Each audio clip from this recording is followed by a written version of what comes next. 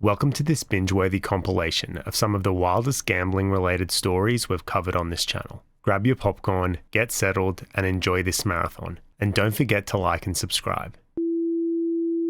At age 18, Sister Mary Margaret Kreuper took her sacred vows of poverty, chastity, obedience, and service to the poor, sick, and uneducated, and became a nun. For nearly 30 years, she dedicated herself to the students at St. James Catholic School in Torrance, California. But unbeknownst to the tight-knit community who respected and admired her, Sister Mary Margaret had a dark secret. 20 miles southwest of downtown LA, in the city of Torrance, is St. James Catholic School. It's a small school community of just over 300 students, from kindergarten to grade 8. Sister Mary Margaret Kreuper had been the principal from 1990 to 2018. During that time, she became a highly respected figure and leader of the local community. The community had nothing but glowingly positive things to say about her and her nearly 30 years of dedication to St. James. Sister Mary Margaret knew every last detail about how the school operated. She was in charge of the curriculum and emphasized religious development and instilling good morals in the students. She hired teachers and evaluated existing staff. She handled all the money that came into the school through tuition fees, donations, and fundraisers. She also oversaw the St. James Convent account, a separate savings account that specifically funded the living expenses of nuns who worked at the school, as they were not allowed to have their own private income. Students at the school knew Sister Mary Margaret to be a kind woman unless you crossed her. She could be very strict and was known to give out harsh punishments for minor infractions. Failing to tuck in your chair or tuck in your shirt could result in no recess. Sister Mary Margaret didn't like loud chit-chat and cluttered desks. Even though her disciplinary style was somewhat antiquated, she was still beloved in the community. The school opened in September 1918. And gradually expanded over the next century, but fell behind when it came to upgrading to modern technology and facilities. In the 2010s, the school was still using textbooks from the 80s. The computers were old and slow, and the broken sports equipment was never replaced. The students were rarely able to go on field trips due to lack of funds. The school's courtyard desperately needed an awning so the children could play and eat, protected from the harsh Southern Californian sun. During Sister Mary Margaret's tenure, she appealed to parents and the wider community for donations, and the school received a lot of donations. After all, everyone wanted what was best for the kids. The school held many fundraising events like festivals, raffles, jogathons, sport days, and other events. One person was particularly lucky when it came to raffles. The school's vice principal and 8th grade teacher, Sister Lana Chang, won the biggest annual raffle 3 years in a row. One year, Sister Mary Margaret even organized a casino night. They raised a lot of money and of course had a lot of fun, but it did seem a little contradictory for this Catholic elementary school run by nuns to host a casino night. But the parents who volunteered their time and money were eager to help. They had no reason to think something was amiss and dutifully handed over wads of cash to Sister Mary Margaret at the end of each fundraiser event. Year after year, the school community would gather at these events to raise money to help give the students a better education experience. But it just never seemed to be enough. The textbooks and technology were never updated.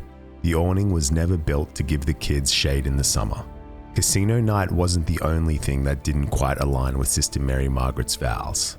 She regularly went on some rather luxurious holidays and would brag about them. She brought photos in to show the students and parents. She'd flip through dozens of snaps of her holidaying around the United States and even Europe. Sometimes she brought along Sister Lana Chang. Sister Mary Margaret and Sister Lana shared a townhouse off campus and both drove matching white Volvos. Mary would explain that she had a very rich and very generous uncle who funded her holidays and living expenses, as she herself wasn't paid a salary. In 2018, Sister Mary Margaret retired. By now, she was in her late 70s, but the news still shocked and saddened the community. To prepare for the incoming principal, The Archdiocese or Catholic District of Los Angeles conducted a routine financial review of St. James Catholic School. That was when things began to unravel. When Mary heard about the review, she frantically asked staff at the school to alter and destroy financial records, which of course sparked suspicion. Staff reported the incident to Monsignor Michael Myers, the pastor at St. James Church. Around the same time, a parent at St. James School noticed that an old tuition check had an endorsement on the back that didn't match the details of the school's primary bank account. A forensic auditor was brought in and revealed more irregularities. The convent savings account that was meant to pay for the nuns' living expenses had become long overlooked since it was first opened in the late 90s. Since Mary was the only one with access to the account, its existence and activity came as a surprise to the church authorities. There were countless missing receipts. Other parents began to look through old checks and found more unfamiliar bank account details. For 10 years, Mary Margaret Kreuper had been funneling money from tuition fees, donations, and school fundraisers into the forgotten convent savings account. She would then help herself to that money. She didn't use the stolen funds because she was struggling to make ends meet, but rather she was squandering it away on personal expenses and frequent gambling trips to Las Vegas, Reno, Temecula, and Lake Tahoe. Greed and gambling addiction had caused Mary to abandon her commandments and vow of poverty, and there was definitely no rich uncle. To cover her tracks, she fudged the numbers on monthly and annual reports that she had to turn into the St. James administration. Of course, the school and church administration had full trust in Sister Mary Margaret and believed she was properly managing the school's finances and assets. But the wads of cash that volunteers collected at the school's many fundraisers went straight into Mary's pockets. Generous donations that were given to help provide the students with better facilities never made it into the school's bank account either. Parents even recalled that Sister Mary Margaret offered discounts on school tuition fees if they could pay in cash. Sister Lana Chang, who had taught at the school for 20 years and retired at the same time as Mary, was in on the scheme and often went along on the gambling trips. When Mary was confronted, she admitted to it all, but claimed that she was owed the money because of the salary difference between nuns and priests. However, she eventually acknowledged that she had a severe gambling problem, realized the magnitude of what she had done, and accepted full responsibility. For decades, she had denied the students of St. James Catholic School the quality of education that they deserved and could have had. Monsignor Myers issued a letter to the families of the school to formally announce the news. In the letter, he said that the nuns were deeply sorry and asked for prayers and forgiveness. He also claimed that the school didn't suffer any loss of educational resources or opportunities. Rumors began to swirl around Torrance. It was hard to believe, an elderly nun who was always so strict when it came to the rules. She was stealing from an elementary school to go on lavish Vegas trips? It was always suspected that Mary and Lana were gamblers, but it was generally assumed that the casinos comped them because they were nuns. Nobody thought anything sinister was going on. Sister Mary Margaret had devoted her life to teaching young children what's right and wrong. Thou shalt not steal. Yet when it came to her own life, she chose to break the law. The church cooperated with federal investigators to determine exactly how much money was stolen over the years. From 2008 to 2018, Sister Mary Margaret embezzled more than $835,000 from the institution she had vowed to serve. Federal prosecutors said that Mary stole the equivalent of 4 teen students' tuition fees per year. Members of the church and school community were divided. Many were understandably outraged, but Sister Mary Margaret had her fair share of supporters too, who believed the good she did outweighed the bad, and that she should be forgiven. The Nuns' Order Sister of St. Joseph's Carondelet released a statement condemning their actions and agreed to reimburse the $835,000 to the school. Mary Margaret Kreuper and Lana Chang were both moved to a convent home under strict supervision and were also dismissed from all public religious work. Mary began therapy for her gambling addiction. The Church and Archdiocese of LA chose not to press criminal charges, but federal prosecutors were already getting their case ready. In July 2021, Mary pleaded guilty to 1 count of wire fraud and 1 count of money laundering and was facing a maximum sentence of 40 years in federal prison. Lana Chang, the vice principal who was initially implicated, was not charged.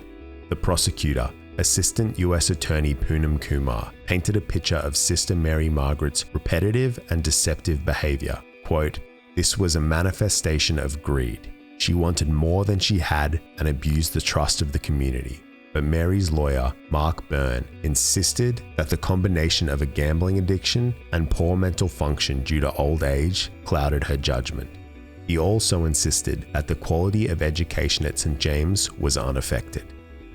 At the sentencing hearing via Zoom, Mary Margaret Kreuper was remorseful and made no excuses. Several parents and former students from the school spoke at the hearing and were split on their feelings. Some felt betrayed and described how their faith was shaken.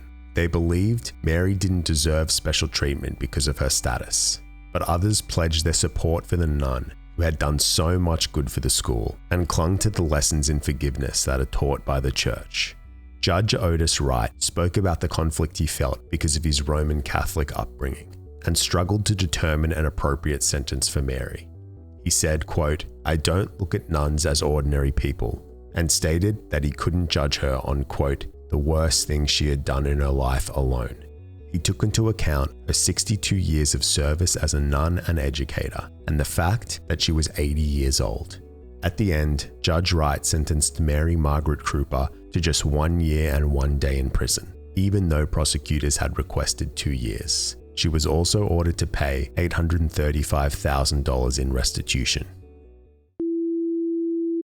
It was early morning on August 26, 1980. 2 men dressed in white jumpsuits parked their white IBM van outside Harvey's Resort Hotel and Casino to deliver a photocopy machine. They wheeled it in, concealed under an IBM cover, and left it in the executive offices of the hotel. A note was also left. It was an extortion letter that explained that the machine was actually a highly sophisticated homemade bomb. Hotel employees were the first to discover this strange machine.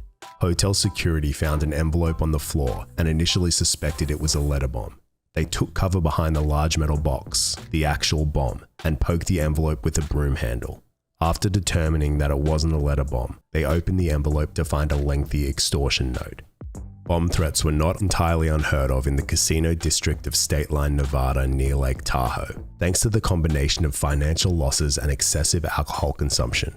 But these attempts at extortion were usually half-baked and almost always ended with the discovery of a fake device or no bomb at all. Yet, investigators soon realized that the 1,200-pound bomb sitting in the hotel's second floor where 600 guests were staying for Labor Day weekend was not a hoax.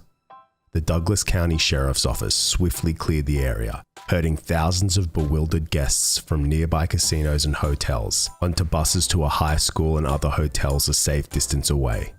Authorities dusted the bomb for fingerprints and also x-rayed it, confirming that it contained about 1,000 pounds of dynamite. Attached to the bomb was a 3-page extortion letter that explained in great detail how there was no way the bomb could be disarmed. It was equipped with mechanisms that prevented it from being moved or taken apart. It couldn't be tilted, shaken, or flooded as it contained a float switch and atmospheric switch, both connected to detonators. Even the flathead screws that held the bomb together were all connected to triggers. As much as 1/4 to 3/4 of a turn would cause an explosion. The letter implied that there was enough dynamite inside to destroy everything within a 1,200 feet radius. The demands were for $3 million in used, unmarked $100 bills in exchange for the instructions on how to properly move the bomb. There were highly detailed instructions for the money's delivery as well. They wanted a solo pilot to bring them the money via helicopter to a location that would be revealed later.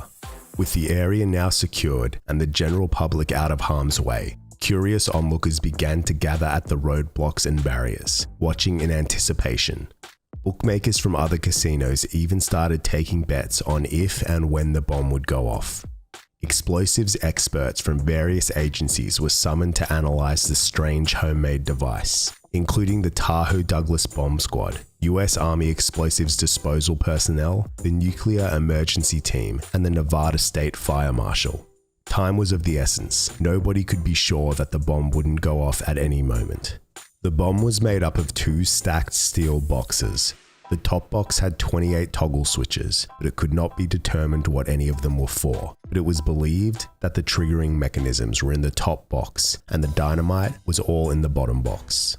Leonard Wolfson, an arms expert, had proposed using a Monroe effect shaped charge, an explosive device that would focus a flat jet of energy and cut through the bomb like a knife in less than a millisecond. In short, they wanted to sever all the wires that connected the triggering mechanism in the top box from the dynamite in the bottom box. Harvey Gross, the owner of Harvey's resort, hotel, and casino, was informed of the plan and was also warned of the high chance of failure. Gross was unfazed by the potential destruction of his hotel. He was mostly concerned about his hundreds of employees losing work. The C4-filled shaped charge was manufactured by a defense contractor in Las Vegas and flown up to Lake Tahoe. At 3:43 p.m., nearly 35 hours after the bomb had been discovered, Tahoe Douglas Bomb Squad Captain Danny Dunhiel made his way to the second floor of Harvey's to set up the charge that would hopefully separate the 2 steel boxes. He then exited the building to remotely detonate the charge. A countdown commenced over the radios. Then,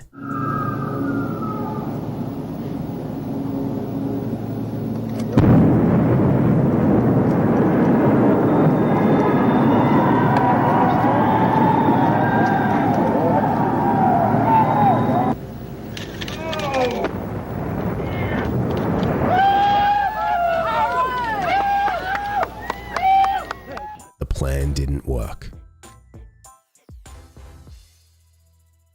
John Birges Sr. immigrated from Hungary to the United States with his wife Elizabeth in 1957. He claimed to have been a pilot in the German Luftwaffe, or Air Force, during World War II and provided intelligence to the US before he was captured and sentenced to hard labor in the Soviet Gulag. He was a tough, hard-working man who decided to start a landscaping business in his new home of Clovis in Fresno County, California. He was a savvy businessman, but he had a bad temper. His employees were afraid of him, and he was physically violent with his 2 sons, Johnny Jr. and Jim. By 1972, Birges had grown his 3 businesses considerably and became a millionaire. But the money didn't bring happiness to his marriage, and Elizabeth filed for divorce in November 1973. In July 1975, Elizabeth's body was found in a field behind the Birges' house. Her death was ruled a suicide, but her sons strongly suspected that their father was involved.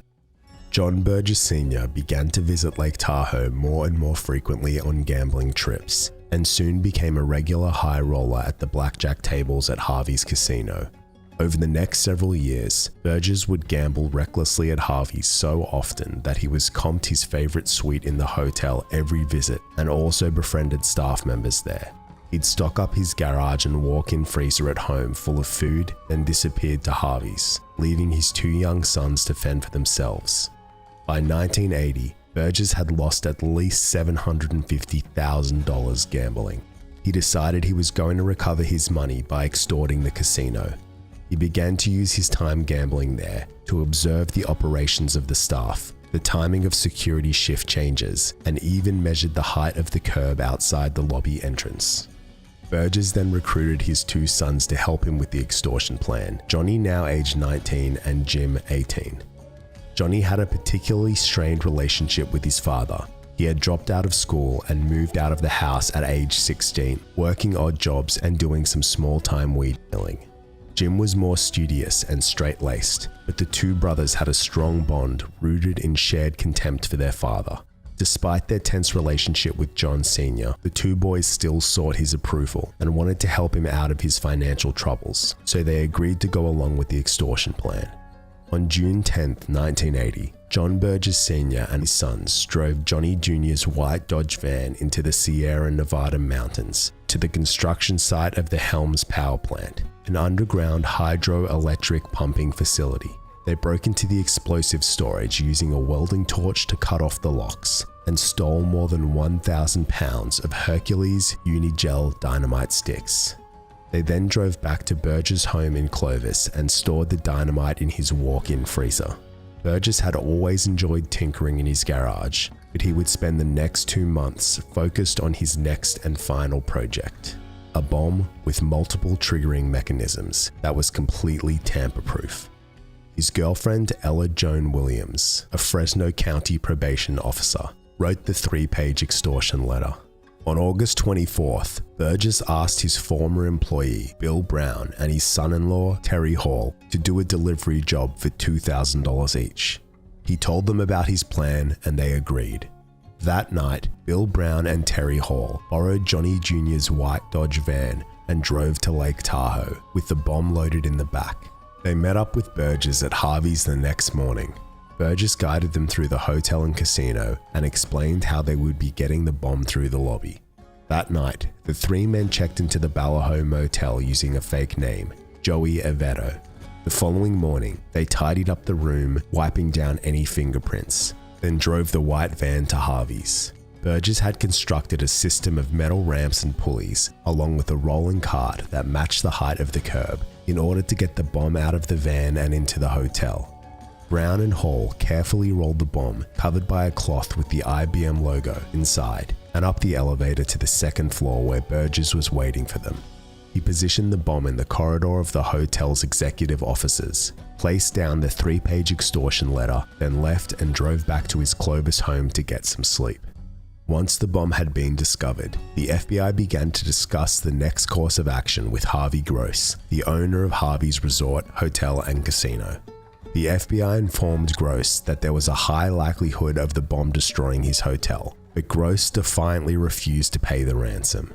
3 canvas bags were filled with sacks of paper, then topped off with some real $100 bills supplied by Harvey's.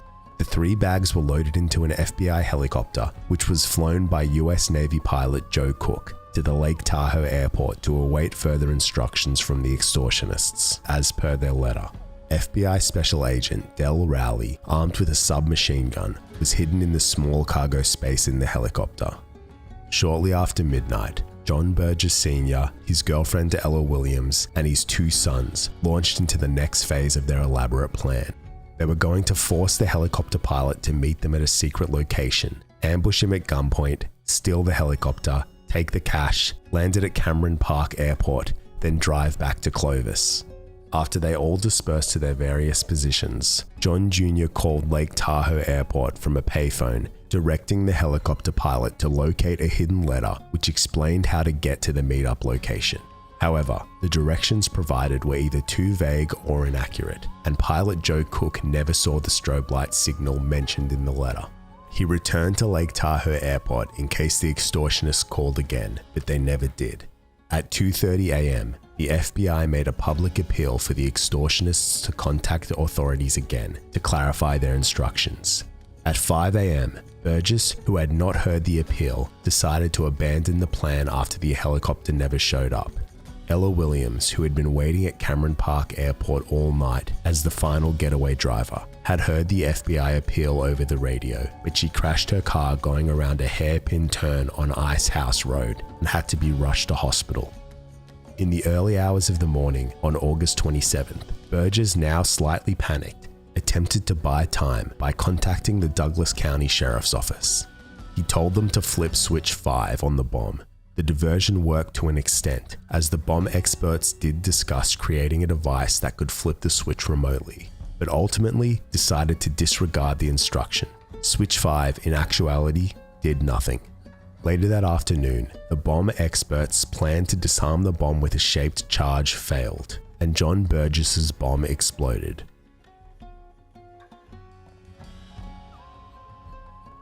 The bomb blew a huge 5-story chasm through the building, but fortunately, nobody was injured or killed. It looked like a war zone with piles of cement ruins, tangles of electrical cables, and twisted rebar. Debris, including casino chips and cash, was scattered everywhere, with fragments found as far as 4 blocks away. In the aftermath, the FBI immediately started searching for clues. Agents spent weeks sifting through the rubble, collecting debris, and analyzing potential evidence that could shed light on the bomb's origin. The total cost of the damage was estimated to be $18 million. Within hours, neighboring casinos reopened and gamblers flocked back. An old, undamaged part of Harvey's reopened just 48 hours after the blast. A temporary wall was put up with a window installed so guests could view the blast site and watch authorities gather evidence. Local vendors in State Line started selling t-shirts that read, "I survived the bomb scare" and "Get bombed at Harvey's." Supervising FBI agent Joseph Yablonsky revealed to the media that they had followed the extortionists' instructions, had made contact with them, and brought the $3 million to the agreed upon location, but no one showed up to meet the helicopter pilot. The identity of the extortionists was still a mystery. A special phone hotline was set up, with tips from the public being pursued by FBI agents as well as Nevada and California police officers. Criminal records and intelligence databases were scoured for people who possessed the technical expertise required to build a bomb. Fingerprints that had been found on the bomb didn't have any matches. Harvey's employees who witnessed the two men posing as IBM workers were interviewed, and some were even questioned under hypnosis. The extortion letter was scrutinized to come up with a psychological profile of its author, but the pages were typewritten with no misspellings. Lee Frankovic, a spokesman from the casino, announced a $175,000 reward for any information leading to an arrest and conviction. Finally, a few days after the explosion, a breakthrough arrived. Gerald Domenico, the owner of the Balsamo Motel, contacted authorities to report a couple of men with a white van who had stayed at the motel the night before the bomb was delivered. They had requested jumper cables at around 4 a.m. and Domenico's wife had written down the van's license plate number. The FBI traced the license plate number to 20-year-old John Birges Jr. When questioned, Johnny Jr. made up a story about scouting the area for a place to plant marijuana, but the FBI didn't buy it. Within a few months, the Birges family were being surveilled round the clock. A federal grand jury was convened in Reno, and Johnny Jr. was called to testify about his van and the bombing. After he repeated his marijuana story under oath, the FBI arrested him on August 15, 1981, nearly a year after the bombing. It was obvious that Johnny Jr. was not the mastermind behind the extortion plan, so the FBI threatened to send him to federal prison on perjury charges unless he would testify against the other people involved in the bombing. Johnny Jr. flipped and gave a full, detailed confession implicating his father. His younger brother Jim was also brought in and offered the same deal: testify against his father and the other perpetrators in exchange for leniency from the US Attorney's Office. Jim Birges also led the FBI to a dry creek bed in Clovis, where he had helped his father bury another batch of stolen dynamite that would have been used in a second extortion attempt. On August 15, 1981, John Birges Sr. and his girlfriend Ella Williams were arrested. Bill Brown and Terry Hall, who had helped deliver the bomb, were both arrested the next day.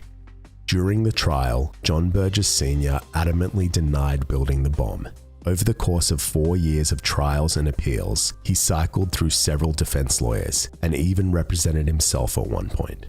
He claimed to have gambling debts with the mob and was forced by an unnamed mob member to carry out the extortion plan. Birges even cross-examined his own sons, speaking to them like they were strangers. On October 22, 1982, John Birges Sr. was found guilty of federal extortion and bombing charges. He was sentenced to life in prison without parole. His sons, John Birges Jr. and Jim Birges, each pleaded guilty to 1 count of conspiracy, but neither served prison time in exchange for testifying against their father. Bill Brown, Terry Hall, and Ella Williams were each sentenced to 7 years. John Birges Sr. died of liver cancer in August 1996 in the Southern Nevada Correctional Center. None of his accounts about his life in Europe as a Luftwaffe pilot or spy for the US were able to be verified. In May 1981, the fully renovated and repaired Harvey's reopened to the public. 5 years later, Harvey's expanded and opened a brand new $100 million 18-story hotel building.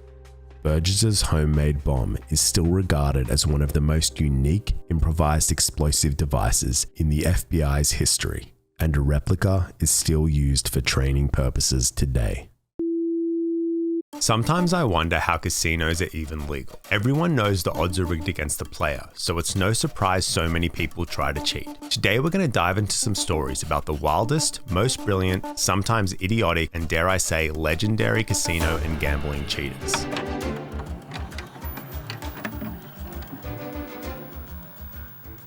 Back in the mechanical days, pokies were nicknamed one-arm bandits because of how quickly they stole your money. They're easy to play, don't require any skill, and are deathly addictive. Casinos in the United States make the majority of their gambling income from the pokies. And where I am, in Australia, pokies are a massive problem. We actually have the greatest gambling losses of any country in the world. That's also your Australian slang of the day, pokies, which can really mean any electronic gambling game machine, but typically refers to slot machines. Tommy Carmichael was such a prolific pokies cheater that he was pretty much single-handedly responsible for many of the advancements to gaming machine technology over the last few decades. Tommy had always been interested in technology and tinkering, and in the 70s, he started his own TV repair business in Tulsa, Oklahoma. One day, in 1980, his friend came into his shop and unloaded a slot machine out of his car, along with 2 pieces of metal wire he thought Tommy might be interested in. The wire was bent pieces of guitar string, known as a top-bottom joint, that could be inserted into a slot machine and essentially hotwire the machine into triggering a jackpot. Tommy tried out the top-bottom joint on a 5-cent machine and was amazed when the machine dispensed $35 in just a few seconds. Just like that, Tommy packed his things up and moved to Las Vegas. There were no security cameras back then, so Tommy was able to hit slot machines all over town, making $2,000 a day. He shut down his TV repair business and for the next few years made his living off stealing from slot machines. However, in July 1985, he got caught using the top-bottom joint on a slot machine in a Denny's restaurant. Police didn't buy his excuse that the device was for starting his car, and he was sentenced to 5 years in prison. While behind bars, Tommy became friends with a fellow casino cheater, Michael Balsamo. They had plenty to discuss when it came to how to cheat at slots, and they agreed to link up after their release. Tommy got out on parole 2 years later, and Michael was released shortly after. Neither of them were allowed to be in Vegas, but both moved back anyway and immediately got to work, but found that the old mechanical machines they used to play had been largely replaced by new digital ones that used random number generator software. They scrounged up some money and bought one of these new slot machines so they could open it up and figure out how to thwart it.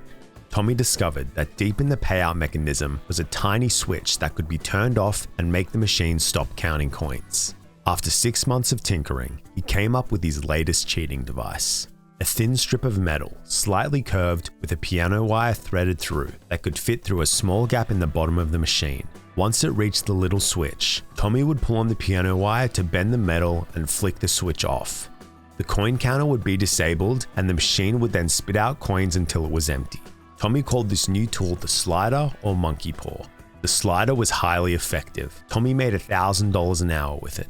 Other cheaters began to use it too, but not for long. In 1989, casinos everywhere began to install security cameras. And then in 1990, slot machines replaced the coin counting mechanism with optic light sensors, rendering the slider useless. Undeterred, Tommy's latest creation, the light wand, bypassed the sensors. It was so simple. All it was a thin metal rod with a camera battery on one end and a tiny light bulb on the other. It could be inserted up through the coin chute, and the light would blind the sensor and trick it into thinking no coins were being dispensed. Once again, the machine would then just spit out coins endlessly. The light one cost about $2.50 to make, and Tommy would sell it to others for $10,000 to $12,000. Tommy, Michael Balsamo, and their small gang got rich playing slots every day all over the United States. Tommy bought 2 houses, invested in a pawn shop, treated himself to a Jaguar, and traveled interstate in his brand new motorhome. In 1995, he took 7 cruises to the Caribbean and scammed thousands every day on the ship casinos. He always had an accomplice or girlfriend standing close by to block surveillance cameras and keep a lookout. But on the 4th of October 1996, he didn't realize he was being watched in the Circus Hotel in Las Vegas. Security guards descended upon him. Tommy quickly yanked the light wand out, flung it across the casino floor, and legged it out of there. Security guards found the light wand, but authorities couldn't prove it was Tommy's, and so his cheating charges were dropped. Tommy had been on the radar of Nevada authorities for years now, but he would soon end up being monitored by the FBI thanks to his old buddy Michael Balsamo's carelessness. In 1998, Michael got caught red-handed using the light wand. He was arrested and his phone records were analysed, leading authorities straight to Tommy Carmichael. Tommy's phone was tapped and he was recorded discussing plans for his latest invention, called the tongue, which could foil the latest advancement in slot machines, the use of tickets instead of cash. The tongue would enable its user to load up machines with thousands of dollars worth of credits that could then be cashed out. The plan was to make a few $1,000,000, then retire. Tommy had a few of his accomplices test out the device in small casinos, unaware that they were being watched and followed by the FBI. In 1999, Tommy was apprehended for the last time in Atlantic City. He pleaded guilty to running an illegal gambling enterprise and received a lighter sentence of 11 months prison in exchange for showing authorities exactly how his tools worked. It's unknown exactly how much money Tommy stole over his cheating career, but it is estimated to be over $5 million. In 2012, Tommy told the Cheating Vegas documentary series that he honestly didn't feel bad for stealing from casinos. Another pokies cheat who operated at the same time was Dennis Nikrasch from Chicago.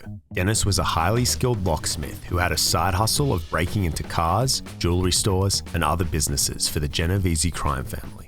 After a 9-year prison stint, Dennis, now penniless, decided to start over in Las Vegas in 1970 and put his unique skills to use. Armed with his lockpicking tools, he was able to quickly and quietly break into slot machines and adjust the reels by hand to trigger a jackpot.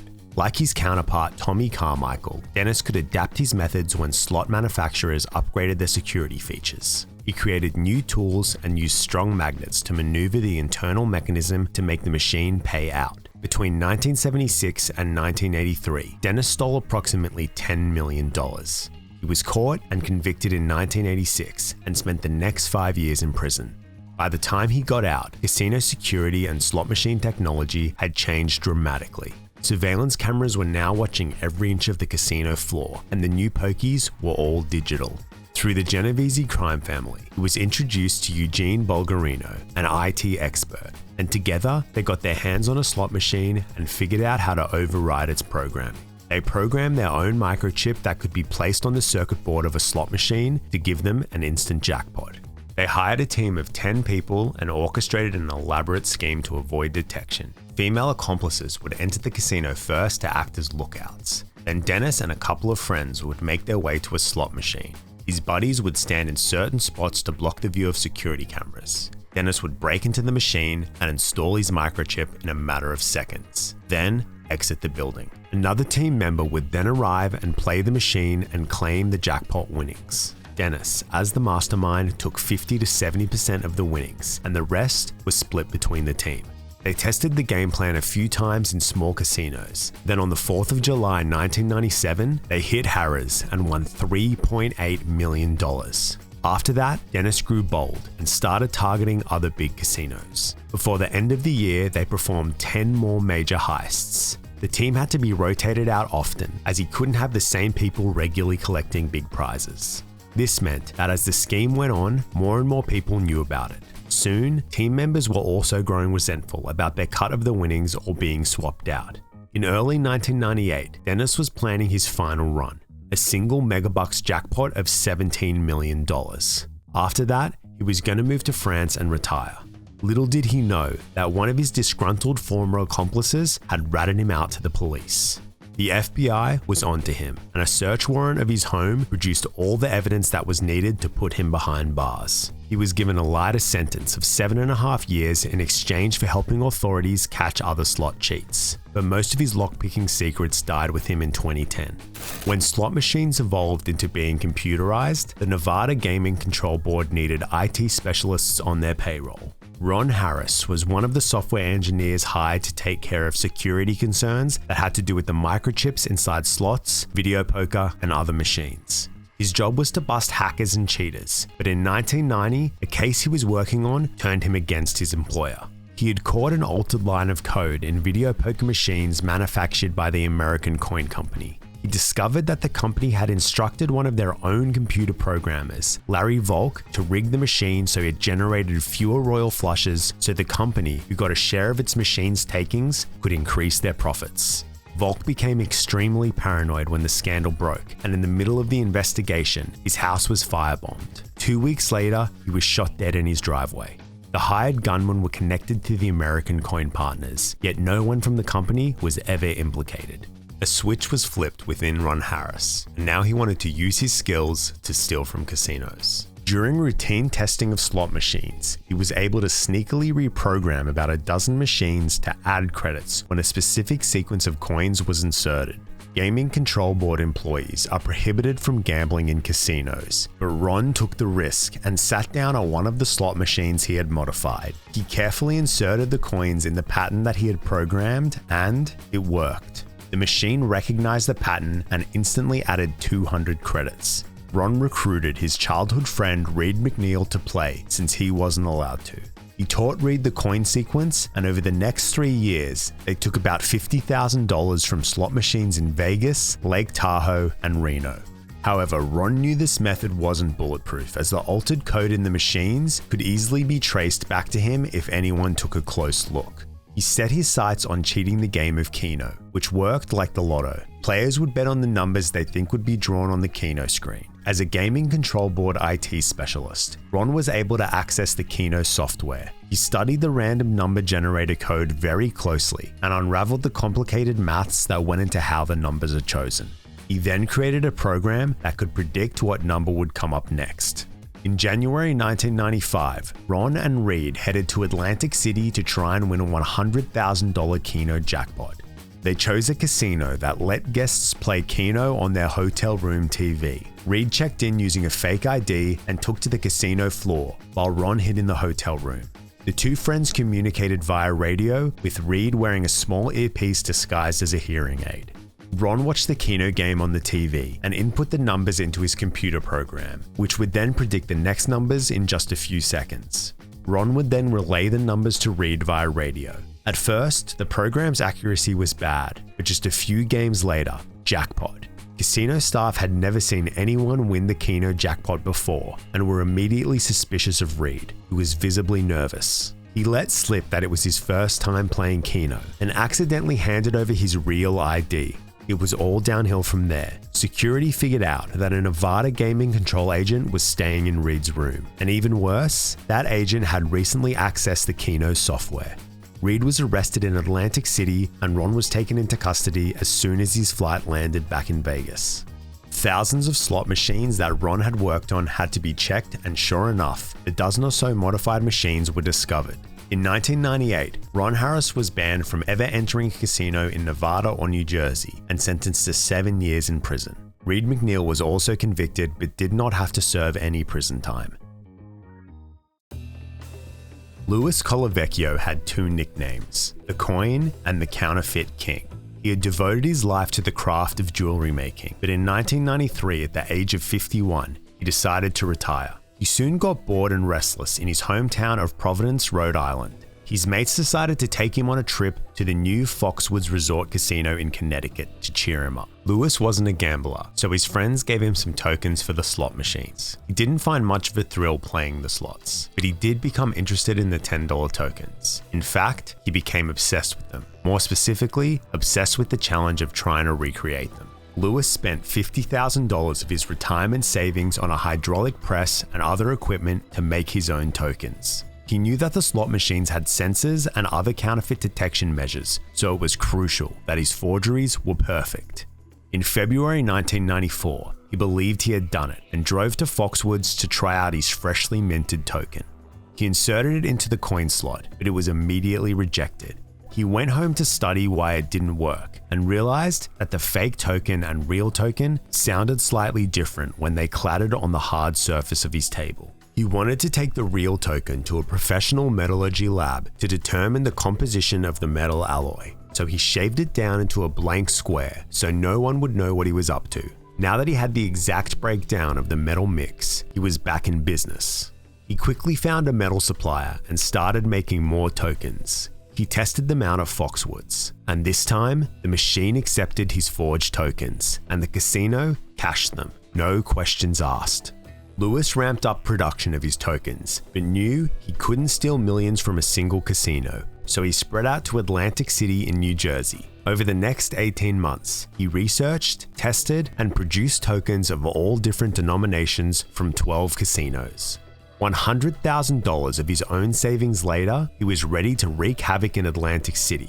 By September 1996, he and his girlfriend were making $25,000 a night with the counterfeit tokens. They limited themselves to only taking a couple of $100,000 from each casino to avoid attracting too much attention.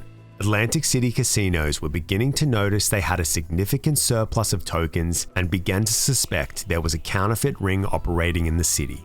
Lewis was eventually caught when he was spotted on a security camera abandoning 3 tokens that got jammed in a slot machine, which is highly unusual for most gamblers to do. He was sentenced to 27 months in federal prison. Later on in his life, he also copped convictions for stealing money from his 92-year-old aunt, resisting arrest, growing marijuana, and counterfeiting $100 bills. In his 2015 memoir, he claimed that the United States Mint asked him for details about his coin press equipment, as it was of superior quality to theirs. Modern pokies are all tokenless these days, but the use of casino chips in table games like poker, blackjack, and roulette is still the norm. Since they can be cashed in for real money, they get counterfeited quite often all around the world. They aren't just a simple plastic disc though.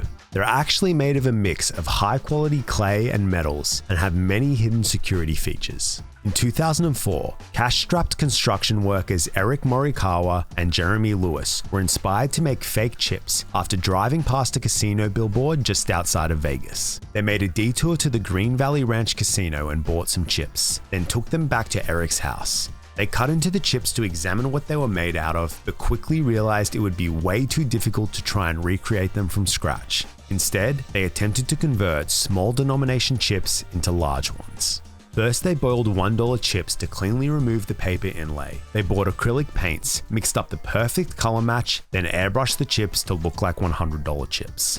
They scanned the $100 inlay design, then printed out multiple copies on sticker paper, then simply stuck the $100 stickers onto the chips. They even bought UV light activated invisible ink and hand drew a small top hat design that the authentic chips had as a security measure. Erick was far too nervous to try out the counterfeit chips, so Jeremy took the 3 fake $100 chips and strode into the Green Valley Ranch Casino. A few minutes later, he walked out with $300 in cash. Now that they knew their chips would be accepted, they ramped up production and also began making chips of larger denominations. They would buy real chips and play them to avoid suspicion, then cash the fake ones at the cashier counter. Erick and Jeremy made a pact to never tell anyone about what they were doing. Erick never told his wife where his sudden wealth came from, but Jeremy got into drugs and partying and accidentally blabbed about the scheme to a hired female companion. She blackmailed them for hush money for a few months, but eventually reported them. The Nevada Gaming Control Board obtained a search warrant for Erick's home and found the fake chip production set up in his garage. Erick was arrested and held in a high security facility on a $5 million bail. His large bail amount caught the attention of Russian mobsters who wanted Erick to teach them how to make counterfeit chips. Erick's bail was appealed down to $12,000 and he was able to get out and start working with the Russian mobsters. He received 25% of their takings, but eventually the fake chips were discovered and Erick was arrested again. He pleaded guilty and got 5 years probation and community service, as well as a $36,000 restitution, although Erick believes that the true amount he swindled was closer to $1 million. Then there was Christian Lusardi, who just ordered hundreds of chips online and printed out his own Borgata Hotel casino stickers. He took his counterfeit chips to Borgata's Winter Poker Open, which began on the 14th of January 2014. Christian wasn't a well-known poker player by any means, and he would be just one of 4,000 players vying for a share of the $2 million prize pool. But by day 2 of the tournament, Christian was the chip leader by a significant margin. His glory was very short-lived though. First, the tournament organizer realized that the chip count was too high and the casino security soon got involved. Then, guests at the nearby Harrah's resort, where Christian was staying, began reporting leaks in their bathrooms. Hotel staff discovered that the leaks were coming from a huge clog in a toilet. Someone had tried to flush hundreds of Borgata casino chips down the loop. 494 $5,000 chips and 9 $25,000 chips to be exact. The poker tournament was cancelled, and an audit of all the chips found that 160 counterfeit $5,000 chips were in circulation. 22 more chips were found clogged in a men's room toilet in the Borgata casino. The total face value of the counterfeit chips recovered was over $3.6 million. Christian Lusardi was arrested a few days later and sentenced to 5 years in prison. He was ordered to pay nearly $500,000 in restitution to the Borgata, plus an additional $9,500 to Harrah's for the damage he did to their plumbing. In 2011, 65-year-old Stefano Ampollini ordered a pair of contact lenses online for €2,000. These were not ordinary contacts. They were infrared lenses that would allow him to see invisible luminous ink. He had colluded with 2 corrupt dealers at the Le Prince Casino in Cannes, France, who had marked the cards with invisible ink ahead of time. They even repackaged the cards with cellophane. Stefano was able to keep track of what the cards were throughout all his poker games, and won €70,000 on his first night. Unfortunately, he wasn't as slick as he thought he was, and casino security clocked him straight away because he was winning way too easily and folded twice when he had decent hands. Stefano was hit with a 2-year prison sentence and €100,000 fine. Professional poker player Mike Postle was a regular on the Stones Gambling Hall Texas Hold'em live streams based in Sacramento, California. He wasn't a big star or anything, and the live streams only attracted a few hundred viewers every night. But in July 2018, he began a winning streak so hot that poker fans were calling him God. He was on a whole other level to his opponents. He seemed to always know the perfect moments to call or raise or fold, and often made unusual choices that would then work out in his favor. Mike found a way. Just call him, can we change his name to Jesus? His style was very brazen and unorthodox. He opted to stay in games more than his opponents and was a very strong bluffer. In just over a year, he won around $250,000. Fellow pro player and Stones livestream commentator Veronica Brill was suspicious. She was an analytics developer by day and self-professed data and game theory geek. She had played against Mike in the past and had commentated dozens of his games, and she didn't think Mike's tactics and win streak made mathematical sense. He was just too flawless. Veronica and Mike were also friends. They had played against each other in the past and also hung out socially, but she couldn't ignore her hunch. So in March 2019, she shared her concerns with the tournament director, Justin Karatis. The tables that casinos use for live streams are embedded with RFID readers that scan players' cards which contain RFID tags, so that viewers watching at home can see what all the face-down cards are. The stream is then broadcast on a 30-minute delay to prevent viewers from helping players cheat. Veronica suspected that Mike had figured out a way to access the data from the RFID sensors somehow, maybe an inside job with a staff member working in the broadcast room. 2 other Stones players had expressed their concerns with the tournament director as well, but Justin Karatis insisted that the casino security measures were solid. During a live stream on the 21st of September 2019, Veronica could no longer bite her tongue. Mike had been dealt a Queen of Diamonds and Jack of Hearts, and the flop contained an 8 of Spades, 9 of Diamonds, and a Jack of Diamonds. He was in a good position as he only needed a 10 for a straight. The next community card was a useless 4 of Spades. His sole opponent, Vegas pro Marley Cordero, placed a $600 bet. Mike thought for a while, and to everyone's surprise, folded. Marley had a 10 of Diamonds and a Queen of Spades, the more valuable hand. Mike had once again made the right choice even though it was counterintuitive. Veronica knew something was off. He's able to just lay down against the nut. Postle is just like a freak. He's just a freak of nature, it's like man. He knows. He's just a freak. It just doesn't make sense. It doesn't make sense. It's weird. Absolute insanity, guys.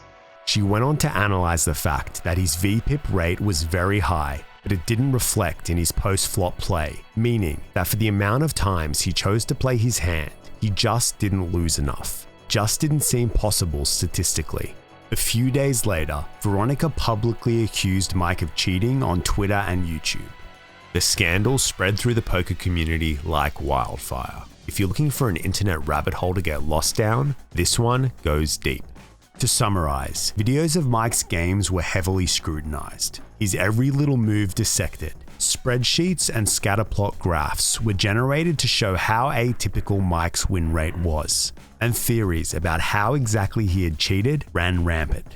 Players weren't technically allowed to have their phones with them, but it wasn't a strictly enforced rule, and Mike was seen looking down at his phone in his lap multiple times. Was someone texting him what moves to make? Mike also always wore a hat during poker. Could he be hiding some kind of receiver under his hat? Then there was the fact that he never really played poker outside of the Stones live streams. If he was such a poker genius, why wasn't he hitting the high stakes tables in Vegas and making millions? Stone's Gambling Hall conducted an internal investigation but found no evidence of Mike Postle cheating. On the 8th of October, Veronica Brill, along with 87 other poker players, sued Stones for $30 million, claiming fraud and negligence by the casino, Mike Postle, and the tournament director Justin Curatis. In June 2020, the lawsuit was dismissed under California law that states losses associated through gambling cannot be recovered in court. Shortly after, Mike filed a defamation suit for $330 million against Veronica, ESPN, and a handful of other poker pros for baselessly accusing him of cheating. Mike's own lawyers abandoned him, and he eventually requested for the suit to be dismissed himself. In June 2021, Veronica Brill won an anti-slap judgment against Mike and was awarded $28,000. The Serious Poker Network comprised two online casinos, Ultimate Bet and Absolute Poker. Both were licensed by the Kahnawake Gaming Commission, which is based in Canada. It's the early 2000s, and regulation of online gambling was loose to non-existent. Both sites ran TV ads and boasted poker stars Phil Hellmuth and Annie Duke as ambassadors. Plus, Russ Hamilton, the winner of the 1994 World Series of Poker, was a consultant on Ultimate. In September 2007, players on Absolute began to take to poker forums to discuss the possibility of cheaters on the website.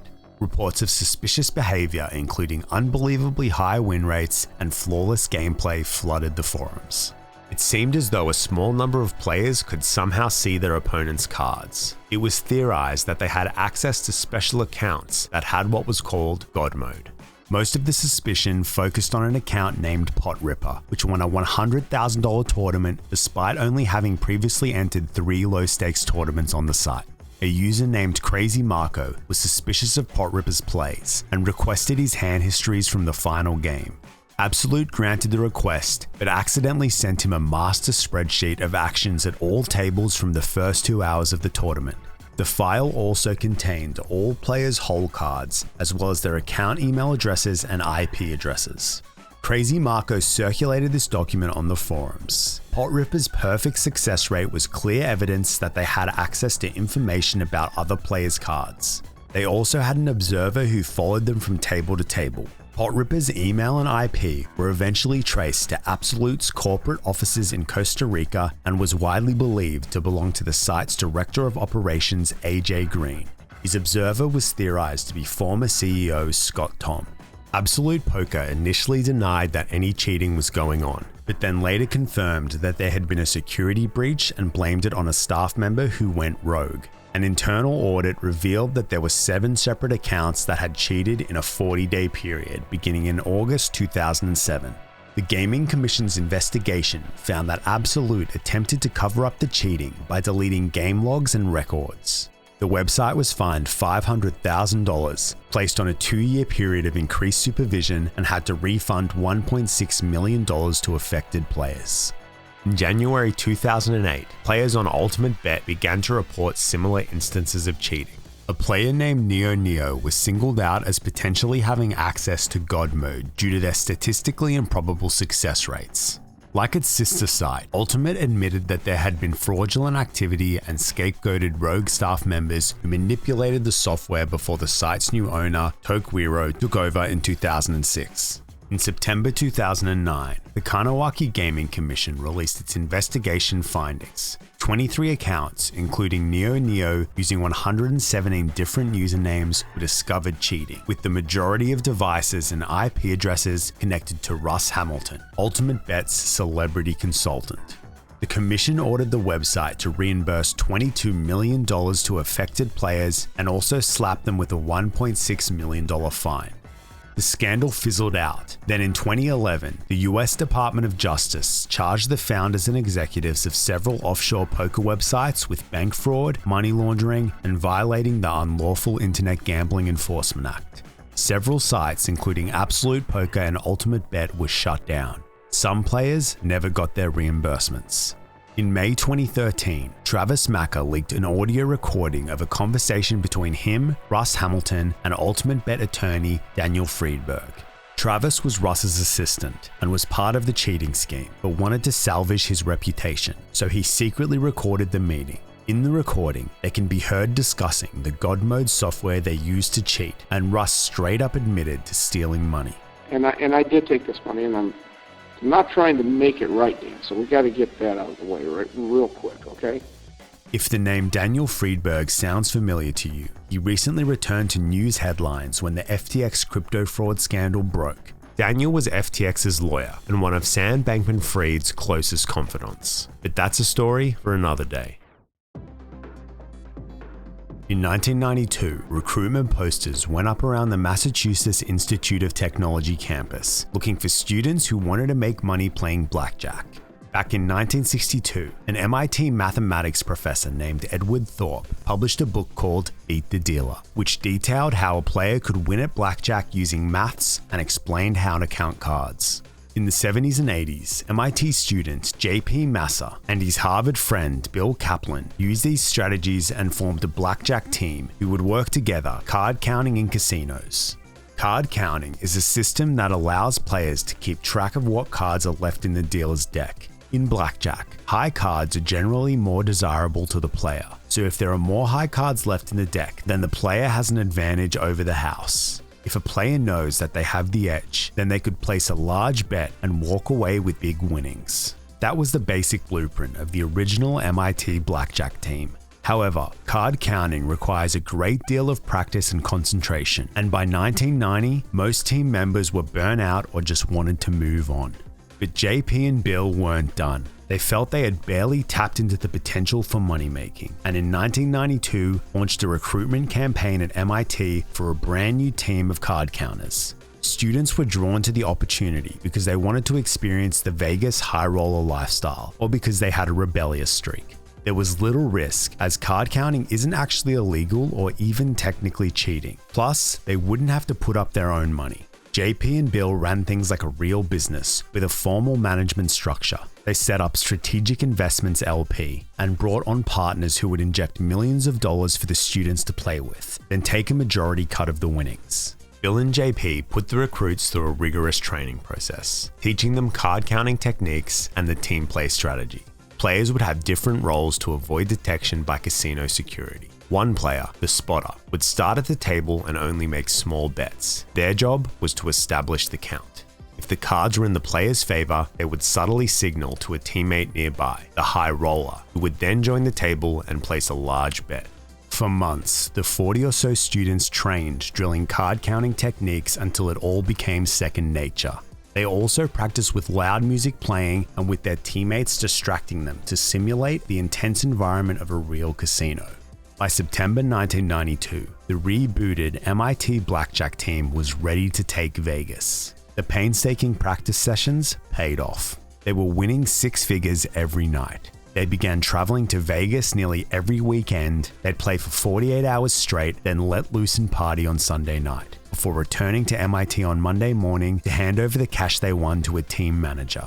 They would then go about the rest of their week like an ordinary uni student. The business management side of things was strict. Players had to keep a precise log of their playing hours, expenses, and wins. Players received a 10% cut of winnings. Those who performed well could score bonuses. By August 1993, the team was a well-oiled machine. They traveled all around the United States as well as to Europe and the Caribbean, and were careful to never stay in one casino for too long. They got to live the high life in comped hotel suites and were given free food, alcohol, car rides, and front row tickets to shows. The casinos were beginning to catch on. Griffin Investigations, a private investigation firm that specialized in the gambling industry, were following some of the MIT players around and eventually connected the dots and worked out they were an organized group. By late 1993, their photos were in every casino security room around the world. The students tried to outsmart the casinos by wearing disguises, but it didn't really work and they were frequently kicked out. Infighting had also started to occur. Many players, who were now just as skilled as their mentors, felt they weren't being paid enough. Egos and tensions flared, people weren't getting along, and they had suffered a major losing streak.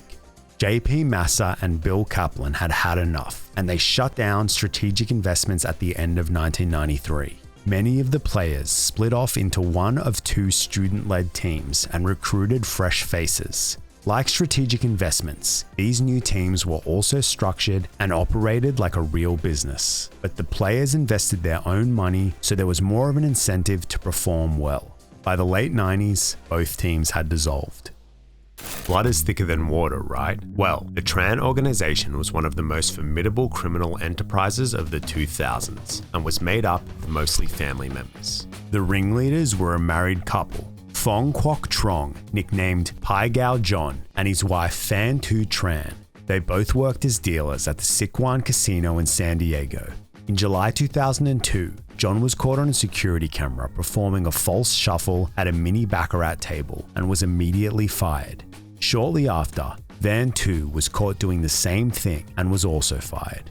It didn't matter though. They were cooking up an elaborate cheating scheme and were learning from their mistakes. They were figuring out precise hand placements that would block the camera and were reviewing the best methods for their team play strategy. Van Tu's brother, Tai Kim, had also worked at the Siquan Casino as a manager, so he had intimate knowledge of casino protocols. Together they conspired to recruit other dealers to form a ring to cheat at mini baccarat all over the country. Mini baccarat became the Tran organization's game of choice because players are allowed to openly track the cards with a pen and paper. Every round, 2 hands of 2 cards get dealt, the dealer's and the communal player's hand. Players around the table can bet on either hand. A 3rd card is then dealt, and the hand with the combined value closest to 9 wins. Players don't bet against each other or the house, only the cards. At the end of the round, the cards get shuffled. That's when a Tran org dealer would perform a false shuffle.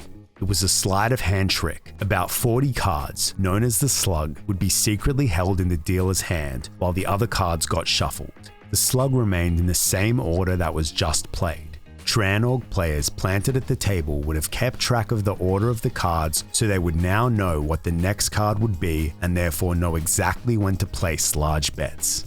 Usually only one player actually needed to keep track of the cards and would then make a subtle hand signal to the rest of the table when it was time to bet big. About 15 of Van Tu's family members became part of the ring. They traveled to casinos around California as well as interstate and even Canada. John and Tai Kim recruited dealers from casinos in other cities, usually other Vietnamese dealers, as they could connect over their shared language and culture. They also targeted dealers who had gambling problems and large debts. They would teach the dealers their perfected false shuffling technique and promise them large cash rewards for their participation. The Tran org got away with stealing over $7 million in total from 27 casinos over 5 years. At one casino in Indiana, they won $870,000 in just 90 minutes.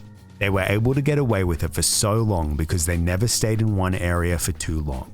Plus, they had really honed their tactics with specially developed computer programs and hidden earpieces.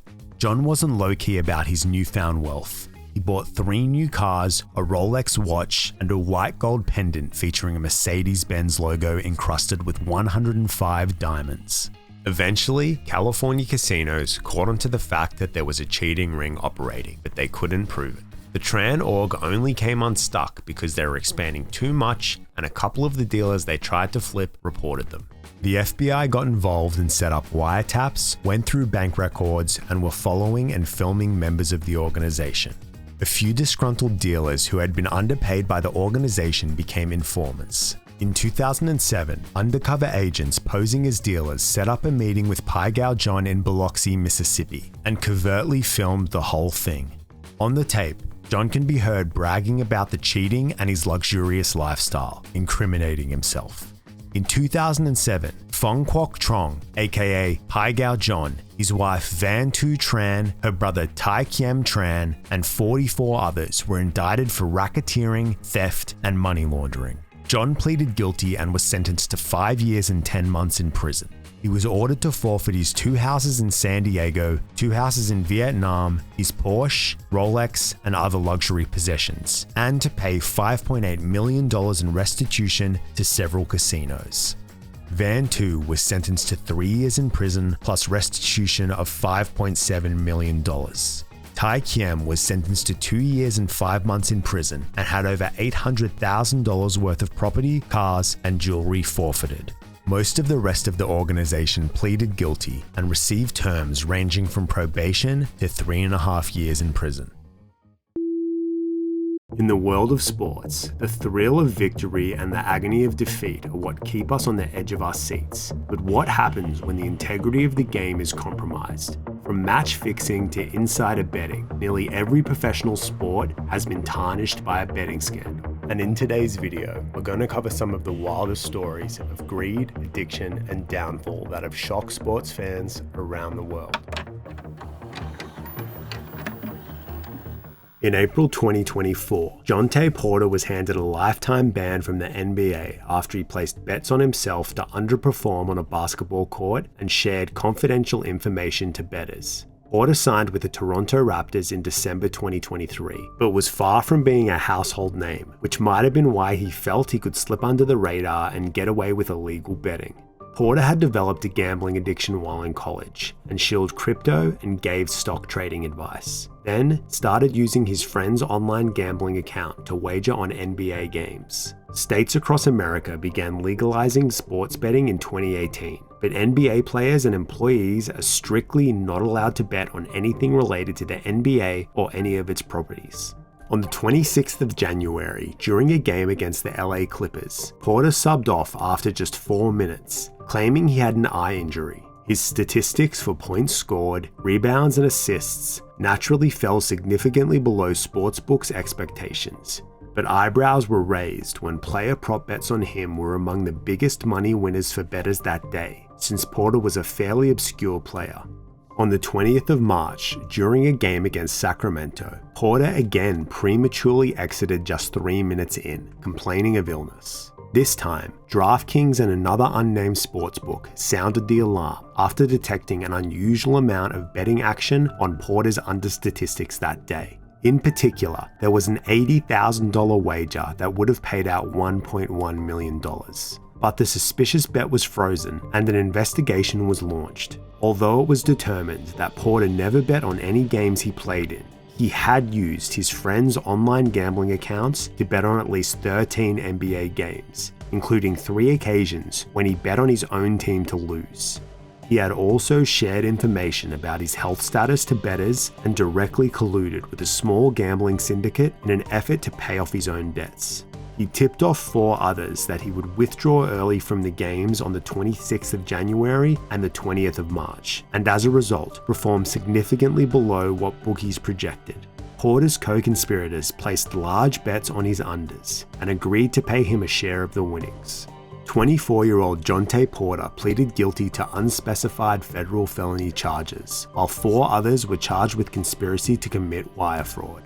Porter's NBA salary was about $410,000, but that was expected to rise to $2 million if he was signed by the Raptors for another season.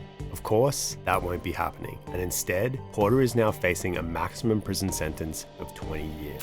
In 2013, 18-year-old Shohei Ohtani met 29-year-old Ippei Mizuhara, a Japanese-born American-educated interpreter for the Hokkaido Nippon Ham Fighters baseball team. Ohtani was a rookie at the time, but he was a rising star, and a few years later, he made the leap to Major League Baseball and was signed with the Los Angeles Angels. He brought Mizuhara with him to the United States to work as his personal interpreter. Ohtani relied on Mizuhara not only to overcome the language barrier, but to run errands, help him with admin tasks, and drive him around until he got his license. Mizuhara also helped Ohtani open his American bank account in which his Angels' salary would be deposited.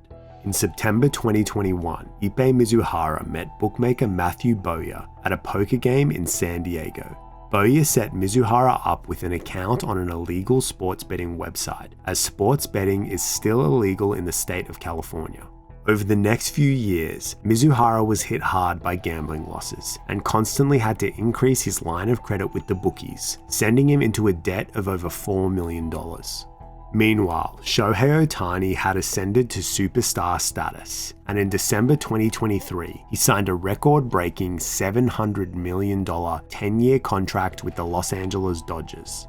Ippei Mizuhara was also hired by the Dodgers as Ohtani's personal interpreter. Ohtani still relied heavily on Mizuhara to communicate as well as handle many general admin tasks. It was also around this time that Matthew Bowyer and a wider California-based gambling ring was being investigated by federal authorities. In early 2024, reporters from the LA Times and ESPN received tips that the investigation found 2 wire transfers totaling $1 million sent from Ohtani's bank account to Bowyer. On the 18th of March 2024, Ohtani's agent was notified and his camp went into crisis mode. Ohtani's camp allowed his interpreter, Ippei Mizuhara, to give an interview to ESPN. Mizuhara admitted that he had a gambling problem and had turned to his friend, baseball megastar Shohei Ohtani, to front him $4.5 million to cover his massive debts. He made it clear that Ohtani himself had never been involved in gambling. Later that evening, on the 20th of March, the Dodgers played against the San Diego Padres in Seoul, South Korea. Ohtani had 2 hits and was seen chatting with Mizuhara in the dugout. After the game, Dodgers owner Mark Walter called a meeting with the players in the clubhouse and warned them that a negative news story was about to come out. Mizuhara addressed the team and told them about his gambling problem and how Ohtani had helped him cover his debts.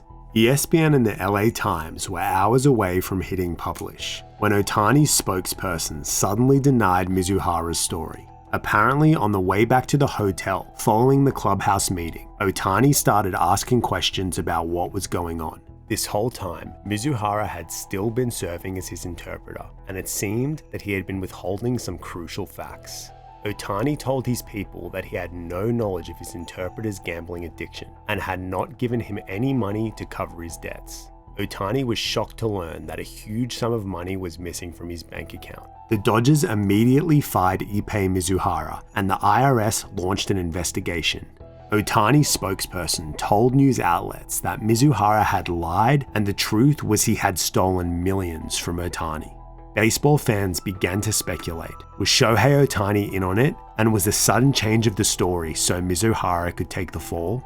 It seemed unlikely. Firstly, Ohtani deferred 97% of his $700 million contract. A degenerate gambler would probably want to get their hands on as much money as they could to feed their addiction.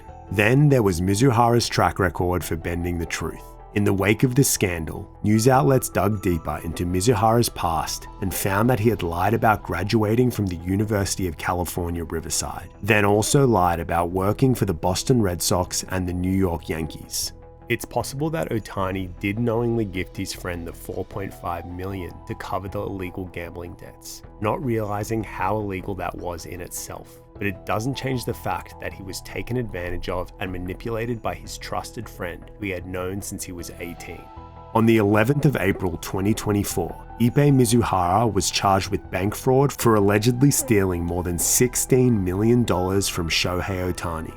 Mizuhara pleaded guilty and now faces a maximum sentence of 33 years in prison, 5 years of supervised release, and a fine of $1.25 million. On the 4th of June, the MLB concluded their investigation and cleared their golden goose Shohei Ohtani of any wrongdoing. Oddly enough, on that same day, the MLB handed out a lifetime ban to 24-year-old Tucupita Marcano, a player on the San Diego Padres, for making nearly 400 bets on baseball, including on his own team. 4 other players were given 1-year suspensions as they had not made anywhere near as many bets. Plus, they never bet on any games they were a part of. We couldn't talk about baseball betting scandals without mentioning the Black Sox, a notorious game-fixing scandal that involved 8 members of the Chicago White Sox deliberately losing the 1919 World Series. Many of the players had been feeling a deep resentment towards their team owner, Charles Comiskey, and tensions were high over pay disputes.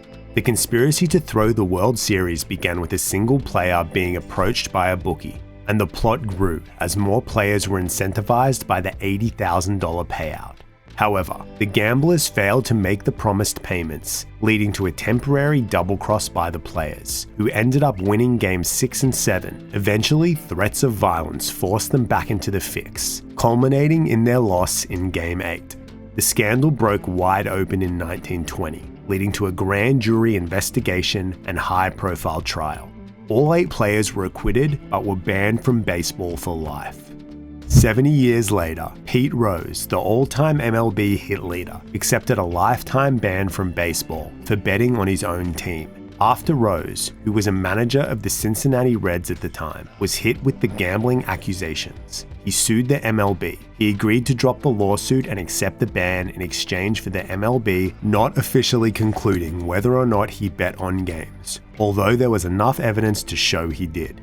He has applied for reinstatement several times over the years, but the ban has been upheld, meaning he won't ever be eligible for Hall of Fame induction.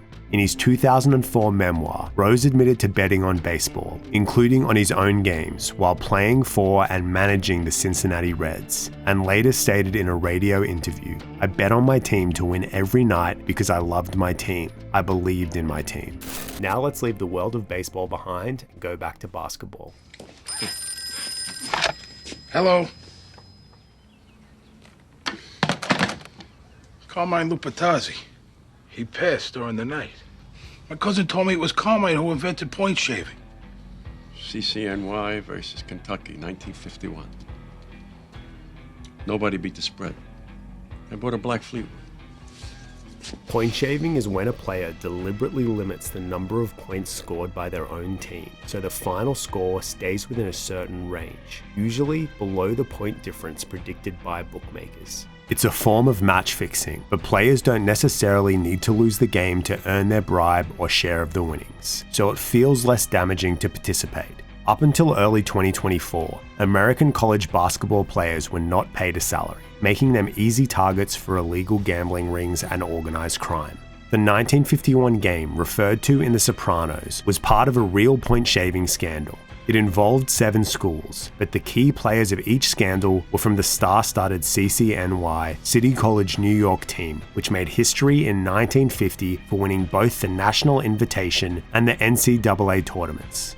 Players had been accepting bribes from the mafia to point shave, and the scheme eventually spread to other schools. In total, 32 players were involved and 86 games were fixed. Dozens of players and bookies were arrested and charged, with many of them receiving bans from the NBA, while 2 players even served prison time. One of the players who was involved in the scandal but didn't get caught was Jack Molinas of Columbia University.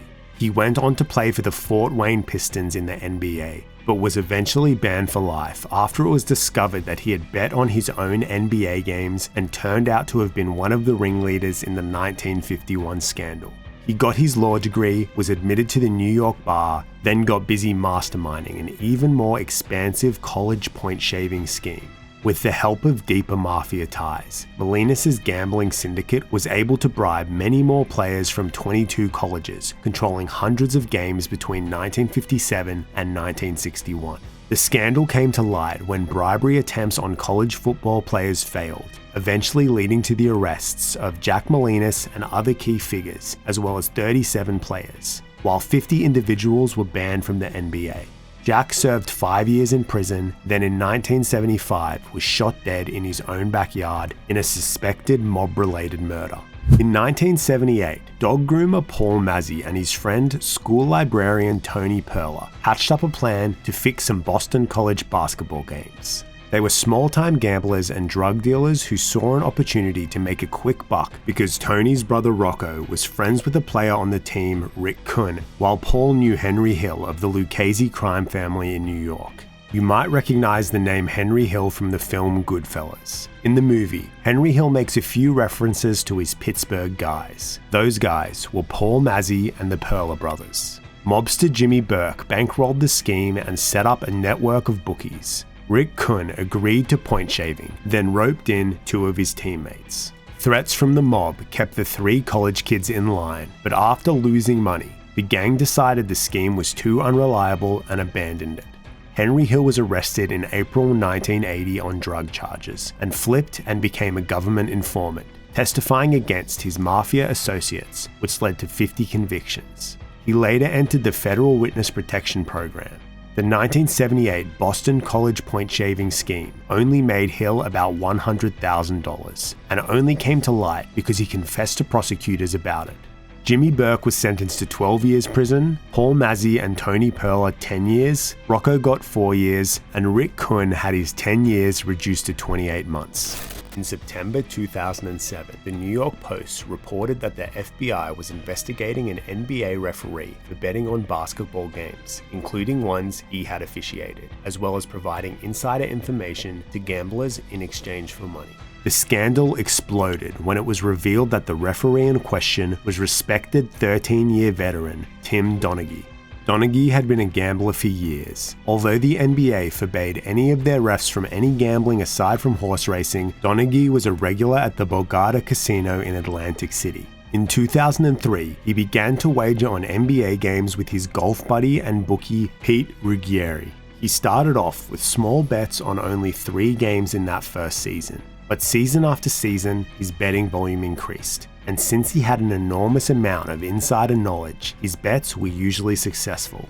Jimmy Batista, an acquaintance of Donaghy's who attended the same high school as him, caught wind of the ref's illegal bets. Batista wasn't a gambler or bookmaker. He was known as a mover, an underground bet broker who placed wagers on behalf of his clients. Without Donaghy's knowledge, Batista started placing bets based on Donaghy's picks, and soon enough was running what was essentially an unauthorized hedge fund.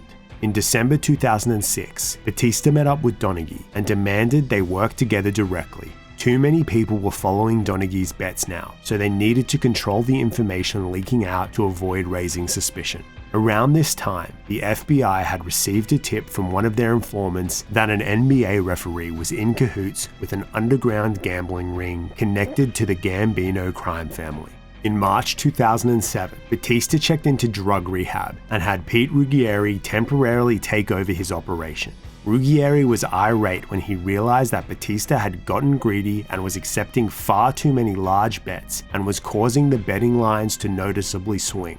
Ruggieri quickly shut the whole thing down, and a few weeks later, Batista, fresh out of rehab, got a knock on his door from the FBI.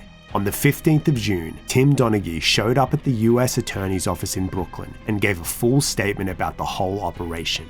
He admitted to all the illegal betting, but fervently denied ever fixing a game. He claimed that even though he bet on games he was officiating, it didn't affect his calls on the court. He also told the feds that he wasn't the only referee in the league who gambled. Before the FBI could wire up Donaghy and launch a full-blown investigation into the NBA, the New York Post report came out. NBA Commissioner David Stern addressed the media and asserted that Tim Donaghy acted alone, and that there was absolutely no match fixing going on. He said, as a matter of his on-court performance, he is in the top tier of accuracy. The NBA hired a third-party law firm to investigate and found that Donaghy had not tried to influence the outcome of any games he had money on, and that became the official stance. However, that conclusion was based on analysis of only 17 games that Donaghy admitted to betting on. In 2019, ESPN conducted their own review of all 40 games officiated by Donaghy during the time he was working with Batista and found that his foul calls favored the team that attracted heavier betting 77% of the time. In August 2007, Donaghy pleaded guilty to conspiracy to commit wire fraud and conspiracy to transmit gambling information. He was sentenced to 15 months in prison and had to pay millions in fines, fees, and reimbursements to the NBA. Donaghy has still never publicly confessed to deliberately manipulating games, although several reports suggest that he has privately admitted to it. There are many more incredible and insane details to the Tim Donaghy scandal, so let us know in the comments if you'd like a full video on the story. Star quarterback Art Schleicher's promising career was also quickly derailed by his unchecked gambling addiction. During college, he was the golden boy of Ohio State University. Not only was he the quarterback, but he also played basketball, had the good looks and the wholesome All-American image too. Only his closest inner circle knew that he had gotten hooked on the thrill of the racetrack and had started betting on other sports, including college sports. In 1982, Schlichter was drafted into the NFL, but by the end of the year, he had blown his entire $350,000 signing bonus and racked up $700,000 in gambling debts. By March 1983, he had lost almost $500,000 and at that point went to the NFL and FBI for help, fearing bookie threats. As a result, he was suspended by the NFL indefinitely. After stints in other leagues and a brief return to the NFL, Schlichter's football career came to an end in 1986 due to his rampant gambling problem. His life continued to spiral downward. He had to declare bankruptcy, was constantly lying to his loved ones, stole hundreds of thousands of dollars from friends and strangers, and passed bad checks, leading to multiple arrests and imprisonments. In 1998, his wife Mitzi divorced him after he stole from her and broke multiple promises to stop gambling. His addiction was so severe that in 2004, he was caught gambling in prison, landing himself in solitary confinement for 100 days. After getting out of prison, Schlichter founded a non-profit to educate others, particularly college and NFL players, about the dangers of gambling. He publicly opposed casinos being brought to certain cities in Ohio and got a job hosting his own radio show. Although it appeared he had cleaned up his act, in reality, he was still gambling. In 2009, he reunited with Anita Barney, the widow of a former Wendy's CEO. They had met back when he was in college in 1981. Anita saw him as a hero who had helped save the life of her injured son. They were in a romantic relationship for 2 years until 2011, when she discovered that Schlichter had stolen over $1 million from her. Further theft, fraud, and drug charges landed him in prison twice more over the following years. He was diagnosed with Parkinson's disease and dementia, likely caused by repeated concussions, and continued to battle his demons over the next several years. Most recently, in February 2024, Schlichter was arrested and charged with drug possession. The full story of Schlichter's downfall is as fascinating as it is tragic, so let us know in the comments if you want a full video. James Krause made a name for himself as a mixed martial artist, competing in small organizations before getting signed to the biggest promotion in the world, the UFC, in 2013. He was a solid fighter and opened up his own MMA gym and began coaching. However, in August 2022, he announced on the MMA Hour podcast that he would not be fighting again. On that same podcast episode, Krause spoke about how he was earning more money betting on UFC fights than he ever did as a fighter or coach. He explained that he had a paid Discord server called the 1% Club with over 2,000 members. He bet on nearly every single fight, and his predictions were usually successful due to his close proximity to many of the other fighters and coaches in the UFC. All of this was above board. Unlike other major sporting organizations, the UFC didn't have any rules in place regarding internal betting. But a couple of months later, the UFC announced an update to its athlete code of conduct and prohibited fighters, coaches, and any other personnel who might have insider information, including family members, from betting on UFC fights. Not all fighters were happy about this decision, but obviously it made sense. On the 5th of November 2022, in the hours leading up to a UFC fight night, there was an unusually large fluctuation in the betting lines for the featherweight bout between Darrick Minner and Shaileann Nordenbecker. A flood of wagers were placed on Nordenbecker to win in an early technical knockout, shifting him from a -220 favorite to a -420 favorite. Sure enough, Nordenbecker went on to defeat Darrick Minner in just 67 seconds by a TKO, due to Minner appearing to sustain a leg injury. In Darrick Minner's corner was none other than James Krause. It was later revealed that Minner had an undisclosed knee injury prior to the fight. Put 2 and 2 together, and it's no surprise that independent gambling watchdog US Integrity launched an investigation. The UFC were quick to announce they were also conducting a thorough review, and the organization's president, Dana White, downplayed the matter. Meanwhile, the 1% Club Discord server quietly disappeared. In December, gaming commissions in Ontario and Alberta, Canada, banned gambling on UFC fights due to concerns of insider betting and fight fixing. The Nevada Athletic Commission banned Krause and Minner, and shortly after, the UFC banned any fighters who chose to continue to associate with James Krause. Dana White flipped on his original stance and told ESPN that fight fixing was a huge concern and warned fighters that federal prison would be the punishment for anyone caught breaking the betting rules. James Krause had to sell his stake in his own gym, and references about his coaching were scrubbed from the UFC's official social media. Although official investigations are still ongoing, in January 2023, ESPN reported that James Krause had been working as a middleman between bettors and offshore bookies based in Antigua and Barbuda. In March 2024, Krause resurfaced on Facebook with a low-res photo of an empty house, suggesting he was now peddling real estate investing advice. Let's leave America now and examine some other sports betting scandals in other parts of the world. In August 1997, the inaugural football or soccer game at Pride Park Stadium in England between Derby County and Wimbledon ended 11 minutes into the second half after the floodlights suddenly went out and the game had to be abandoned. In November 1997, the lights at Upton Park Stadium in London went out during the match between West Ham United and Crystal Palace. Frank Lampard had just scored an equaliser in the second half, and while he celebrated, the entire ground was suddenly plunged into darkness, forcing the abandonment of the game. A month later, the same thing happened 13 seconds into the second half at Selhurst Park Stadium during Wimbledon vs Arsenal. Do you see a pattern forming? In February 1999, a few days before a Charlton vs Liverpool game at the Valley Stadium, local police received a tip from a friend of a Charlton Athletic security guard. The security guard, Roger Firth, had divulged to his mate that he had been bribed to trip the stadium's electronics using a remote control when the score was a tie.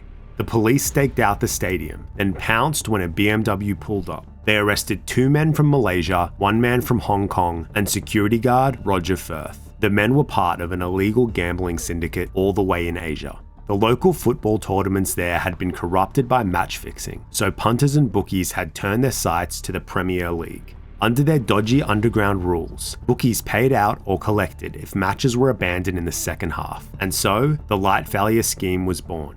In 2000, South African cricket hero Hansie Cronje's downfall came when he was exposed for accepting hundreds of thousands of dollars from underground bookies to share insider information as well as to fix games. Cronje, 3 teammates, and 2 bookies were arrested. Cronje was also found to have over 70 undeclared offshore bank accounts in the Cayman Islands. However, South African authorities dropped the investigation after he was killed in a plane crash in 2002, aged 32. Despite his admission of guilt and subsequent lifetime ban, Cronje was voted the 11th greatest South African in 2004. Tennis is a sport particularly vulnerable to match fixing. There are 60,000 professional tennis matches played around the world every year, and lower level pros don't win the huge money prizes seen in the top levels, making these players easy targets for gambling rings. The most notorious controversy came in 2007 at the Sopot Open in Poland. The world number 4 ranked Nikolai Davydenko from Russia was up against number 87 Martin Visajo Arguello from Argentina. Davydenko should have been able to secure an easy victory, but before the first ball was even served, alarm bells went off at the Betfair gambling exchange in London after thousands of pounds were wagered on the Argentine to win. In total, £3.6 million were wagered on the game, which was 10 times more than the usual volume of cash for a minor tournament, with most of the bets coming from 9 accounts registered to users in Moscow. In the third set of the match, Davydenko forfeited due to injury. Betfair voided all bets on the match and reported the situation to the ATP. An investigation was launched, but both Davydenko and Arguello were cleared of any wrongdoing. The ATP would brush off several more instances of suspected match fixing in later years, but rumours of lower-ranked players in small tournaments tanking their matches continued to swirl. In 2016, the tennis world was rocked by a potential match-fixing scandal after the BBC and BuzzFeed News jointly reported that a core group of 16 unnamed prominent tennis players were involved in a widespread match-fixing scheme. Among this group were Grand Slam title holders who had lost games when suspicious bets had been placed against them. In response to the bombshell, a few players, including world number 1 Novak Djokovic, came out and confirmed that they had been approached in the past to fix games. Roger Federer called for names to be named, while Leighton Hewitt went on the defensive after his name was brought up as one of the alleged fixers. Just days after the report was published, the Australian Open commenced, and a mixed doubles match immediately aroused suspicion. An unusually large number of bets were placed on the minor match, resulting in 20 different online bookies cancelling all bets on that match. All 4 players were cleared of any wrongdoing by the Tennis Integrity Unit. Let's stay in Australia now and cover what I would argue is the worst betting scandal of all time, with the victim count in the millions. And that's Australia's decades-long state-sanctioned gambling problem. Legal sports betting is still fairly new in the States, but us Aussies have been legally betting on sports since the 80s. The first non-government betting company, Sportsbet, obtained its license in 1993, and our first online sports betting website, CenterBet, launched in 1996. And if you want to make an in-person wager, you're never too far away from a TAB, the Totalisator Agency Board, which originally started out as a state government betting agency. More people than ever, including teenagers in school, are betting on sports thanks to mobile apps and relentless and pervasive advertising.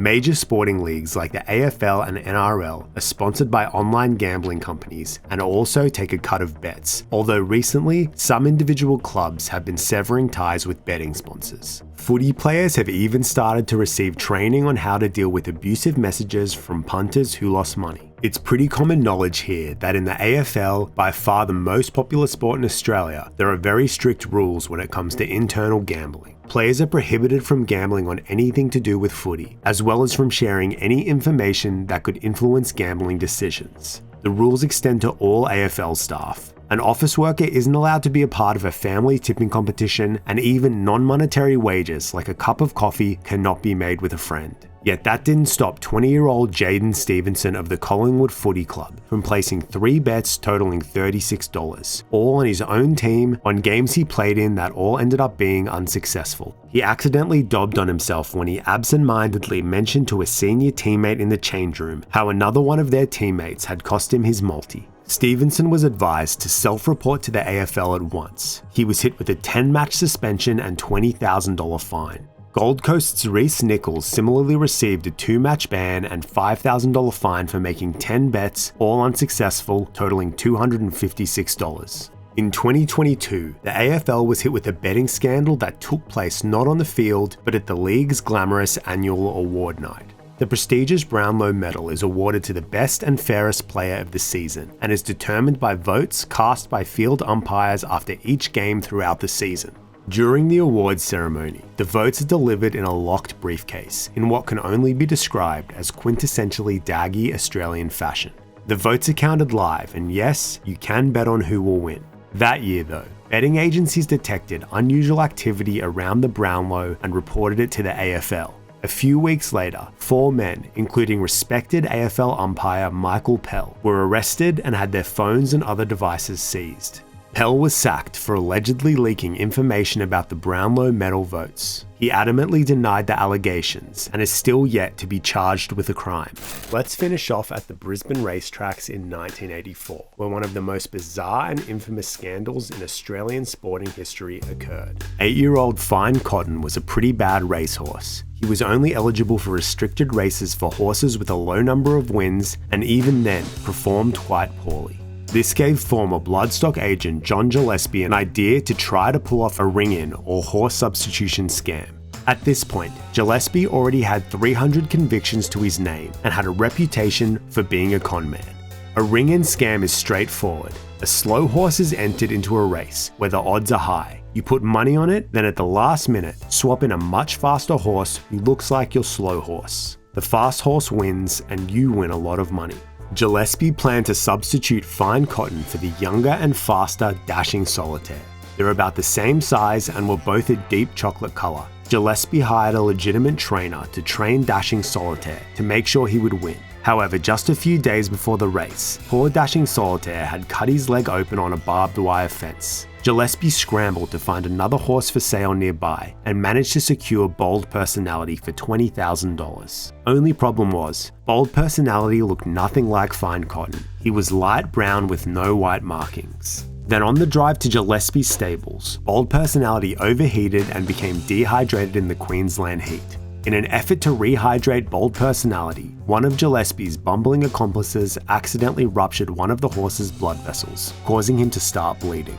As if this poor horse's ordeal wasn't enough, Gillespie & Co. then decided to disguise Bold Personality by applying dark brown box hair dye all over his body. However, when the dye washed out, Bold Personality wasn't a deep chocolate brown, but instead bright red. They quickly shampooed the horse to wash all the dye out, then spray painted his feet white to make him look more like fine cotton. The gang dashed to the Eagle Farm racecourse, barely making it in time for the race. Fine Cotton's odds that morning were 33-1, but over the course of the day, the odds plummeted. Wagers were coming in from all over Australia and even from Fiji and New Guinea. Bill Waterhouse and his son Rob, who is still one of the most prominent bookies in the country today, got involved, and Fine Cotton became the worst kept secret in racing, with his odds falling to 7-2. Officials were highly suspicious, but incredibly, Fine Cotton, actually Bold Personality, was cleared to race, then went on to win as planned. Fine Cotton's going to hold on, I think. Oh, he's just in front. Oh, he may have won by a nose. There's nothing in it. This has one Fine Cotton the bookmakers won't be able to pay. Except white paint had run off the horse's feet and spectators began to chant, "Ring in." Even more unbelievable, Bold Personality's former owner just happened to be at the track that day and instantly recognized his horse. Fine Cotton was disqualified a few minutes later and all bets were cancelled. John Gillespie and his crew hightailed it out of there, but were eventually tracked down and arrested, while the jockey, who wasn't aware of the scam, was let off. Gillespie was given 4 years in prison, and Bill and Rob Waterhouse had their bookmaking licenses revoked but were reinstated in 1998. As for the horses in this story, the real Fine Cotton lived to the ripe old age of 32, Dashing Solitaire's leg injury was looked after by his trainer, and Bold Personality never had to race again after his day in disguise. Who hasn't fantasized about winning the lottery? Being able to afford all of life's luxuries and getting to share it with your loved ones. Howard Walmsley had this dream, but he took it too far when he lied to his wife and told her he had won millions in the lottery. His lies spiraled out of control and he would go on to scam hundreds of thousands of pounds from innocent people just to keep up his fake luxury lifestyle. Howard Walmsley was a 43-year-old painter and decorator from Doncaster, South Yorkshire in the United Kingdom. He was married to Kathy Walmsley and the two lived in modest council housing. It was September 1998 and things were not going well. They had been married for 5 years, had 8 children between them, and financial troubles caused a fracture in their relationship. Howard's painting business was failing, and the couple's bills and debts were piling up. The couple even temporarily separated. Things were very dire. One day the Walmsleys were out shopping, and Kathy noticed a pair of shoes that took her fancy. They were only £8, but she put them back on the shelf forlornly, saying they couldn't afford them. Howard then told her, "Get them. I've won the lottery." That little lie, though well-meaning, would soon snowball into major deceptions.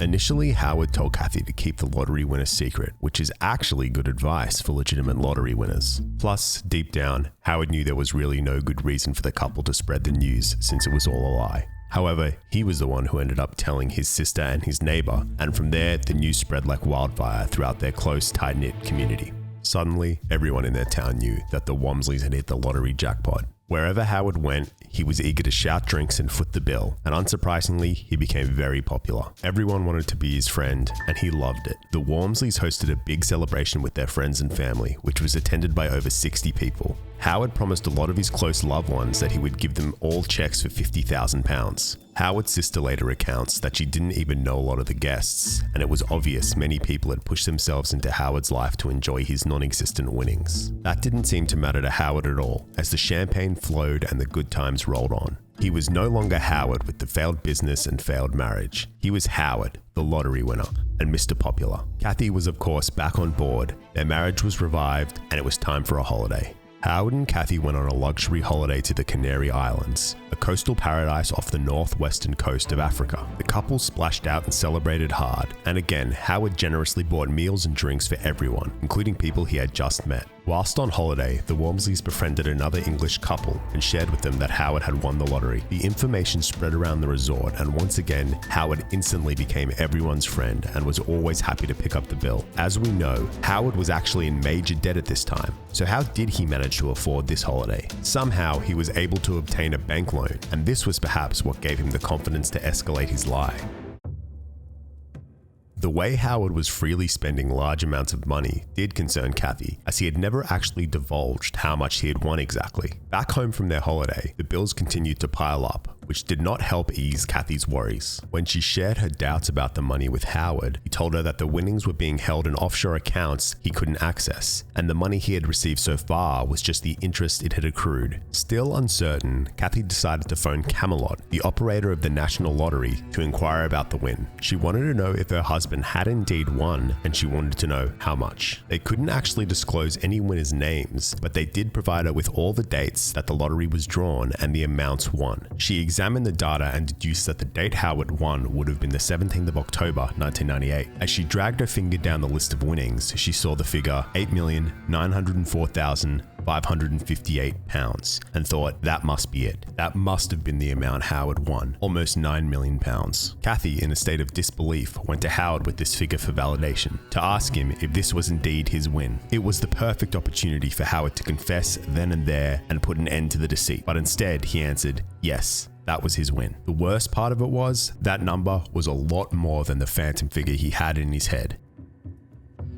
Lie after lie, it was getting more and more difficult for Howard to confess the truth. It had been 3 months since the big win, and the couple was still living in their council housing. Kathy still had her doubts, and Howard knew he needed to come up with solid proof of the win. So far, Howard was able to convince those around him of his supposed wealth due to his down-to-earth and humble demeanor. He was very personable, and his friends and wider community had no reason to believe he'd be lying anyway. But as the weeks went on, Howard desired a more outward display of his fortune and new millionaire lifestyle. First, Howard gifted Kathy with a brand new car, a silver Ford Mondeo. Then he decided he was really going to splash out and buy himself his childhood dream car, and a car that was a true status symbol. Jaguar is a British luxury car manufacturer known for its high-end, elegant vehicles. The Walmsleys entered their local dealership and bought 2 cars totaling about £90,000. Howard bought an XJ8 in sea frost green, and for his wife, her own XK8 coupe. The Jaguar salesman recounts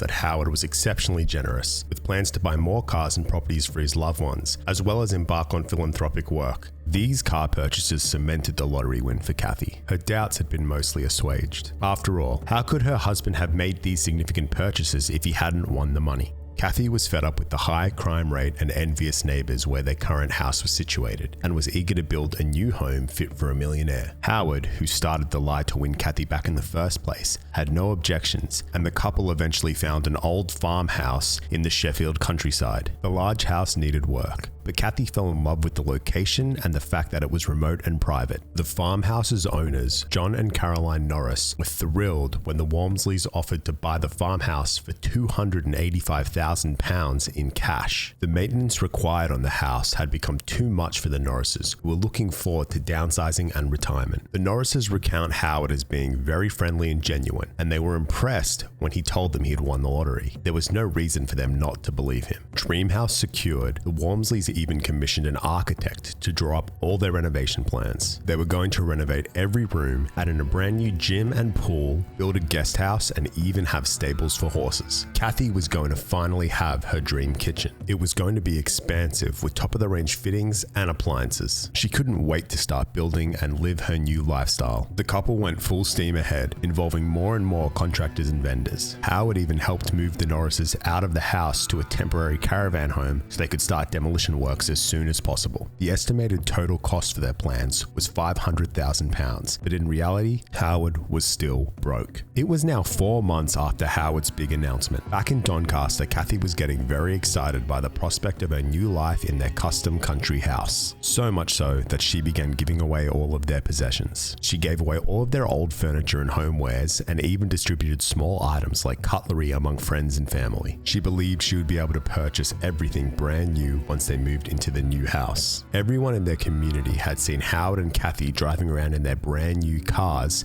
and they all knew they were planning to move into a newly renovated country house. Meanwhile, Howard was trying to figure out how to actually get the money. At this point, he had tricked his wife, his family, friends, car dealerships, banks, and many other businesses. He knew things were going to come crashing down at any moment. His debts remained unpaid, and Kathy's concerns resurfaced, causing tension between the couple. Howard was in deep trouble. He would tell Kathy he was going out for air or to the pub, but instead, he was buying lottery tickets. He was spending £60 to £70 a week playing the lottery, trying to make his win legitimate so he could finally stop lying. But of course, he never won. This was the late 90s, where everybody had a checkbook to go with their bank account. If you wanted to pay for something via check, you'd write the amount owed on a check, sign it, give it to the payee, who would then cash the check with their bank. If you didn't have enough money in your bank account, that check would bounce. Howard needed proof of his fortune, not only to placate Kathy, but to pay for his millionaire lifestyle. He found an old checkbook, wrote the amount $8.9 million on a check, and deposited it into a current account at a nearby ATM, knowing it would bounce in a few days. But that was enough time for him to print out a statement that he could show Kathy and provide solid proof of his fortune. This method worked so well that Howard continued using his old checkbook to bounce checks around for 3 months. It was with this method he was able to secure the cars and farmhouse along with his other luxury purchases. When the checks would bounce, Howard used the excuse that the money was stuck in offshore accounts.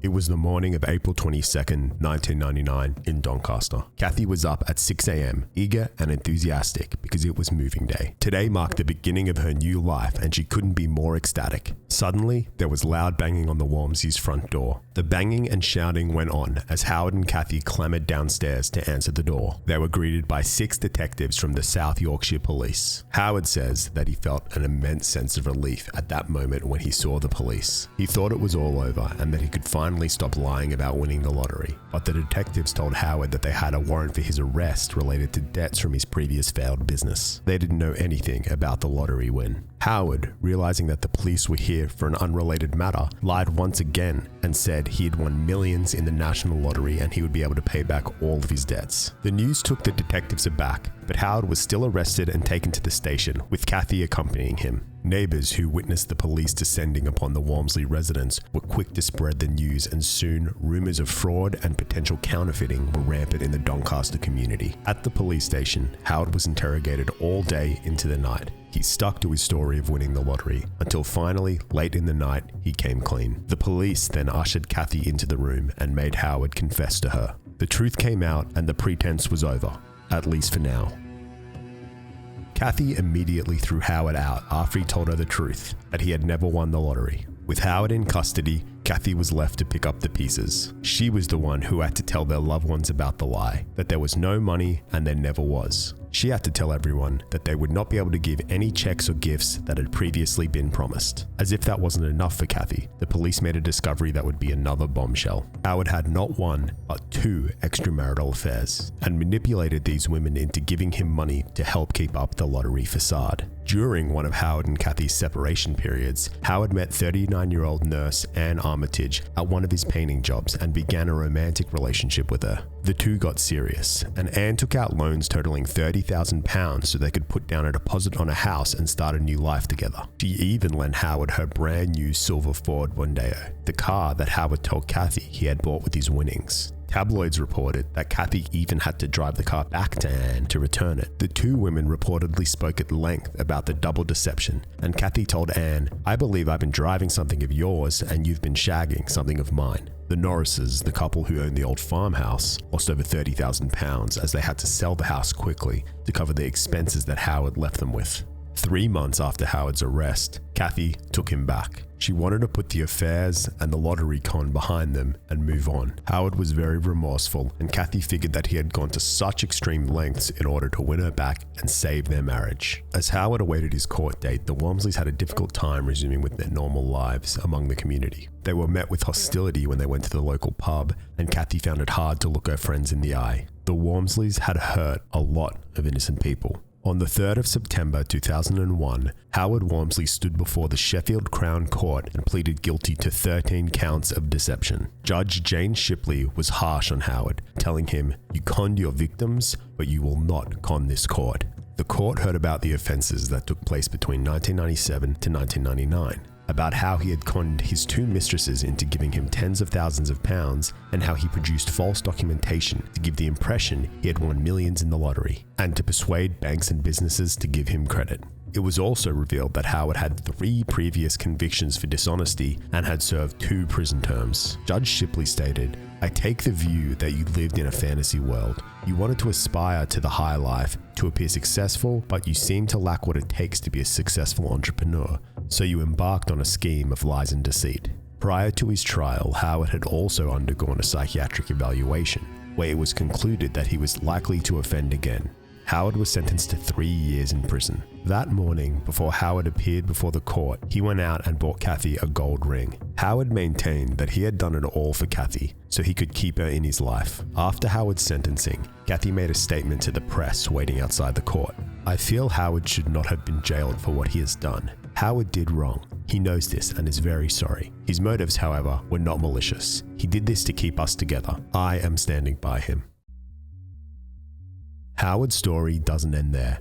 In September 2019, 18 years after Howard's sentencing, he made headlines again, but this time under the alias John Erick Wells. He is believed to have committed 3 separate instances of romance fraud since 2014, stealing over £400,000 from 3 separate elderly women. Hazel Wilkins, a 73-year-old grandmother from West Sussex, alleges that Howard stole her life savings of £63,000. The two had met online, where Hazel was looking for a genuine connection. Howard, now using the names John Erick Wells and Howard Hemmings, told her he was a millionaire and owned multiple companies and hotels located all around the world. Hazel, who was comfortable financially, said she wasn't impressed by his wealth, but fell in love with his charming personality. Hazel was also a security supervisor at Gatwick Airport. Part of her job was to interrogate suspicious passengers and sniff out lies. The relationship became serious, and Howard convinced Hazel to quit her job as he owned a 500-seat restaurant she could manage.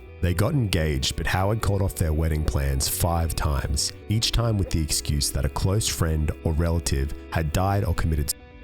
He was also frequently absent, which he explained was because he had to travel all around the world to run his multiple international businesses. Not long after the couple began their relationship, Howard asked Hazel for £2,000, claiming he wasn't able to access funds at his bank in Doncaster.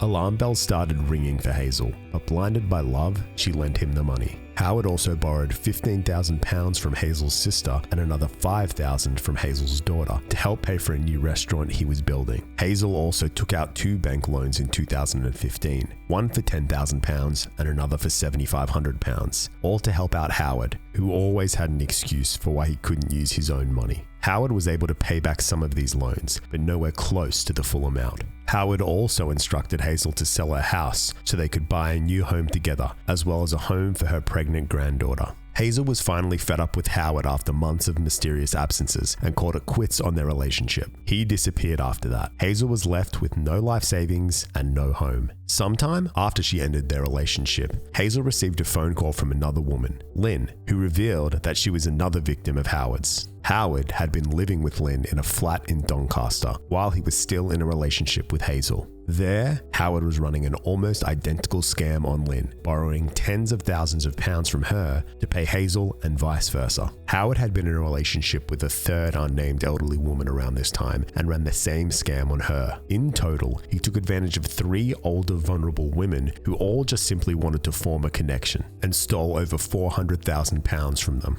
Hazel Wilkins says she now suffers from a total lack of confidence and finds it difficult to trust anyone anymore. Howard Walmsley is still at large and is currently wanted by the South Yorkshire Major Crimes Police Unit. It is believed that he is currently residing in Vietnam with a wealthy woman who has potentially purchased him a barter run. Kathy Walmsley is believed to have moved on with her life without Howard.